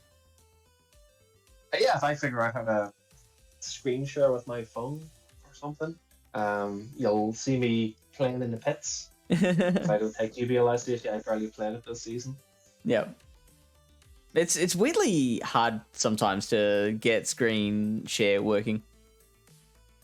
Like, so for some people it's like, yeah, they just download the app and bam, it's working. And then for others it's like, you try going into like MS-DOS and digging into the actual system functions of the thing and you still can't get it working. I'll take your word for it. I've never tried it.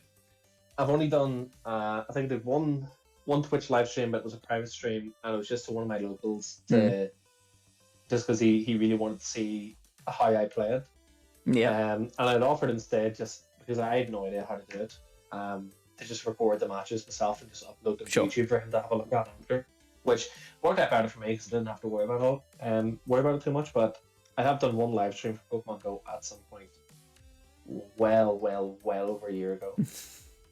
And okay, it's about to raid on its own. So see you, everyone. Have a great day. Enjoy Easter. And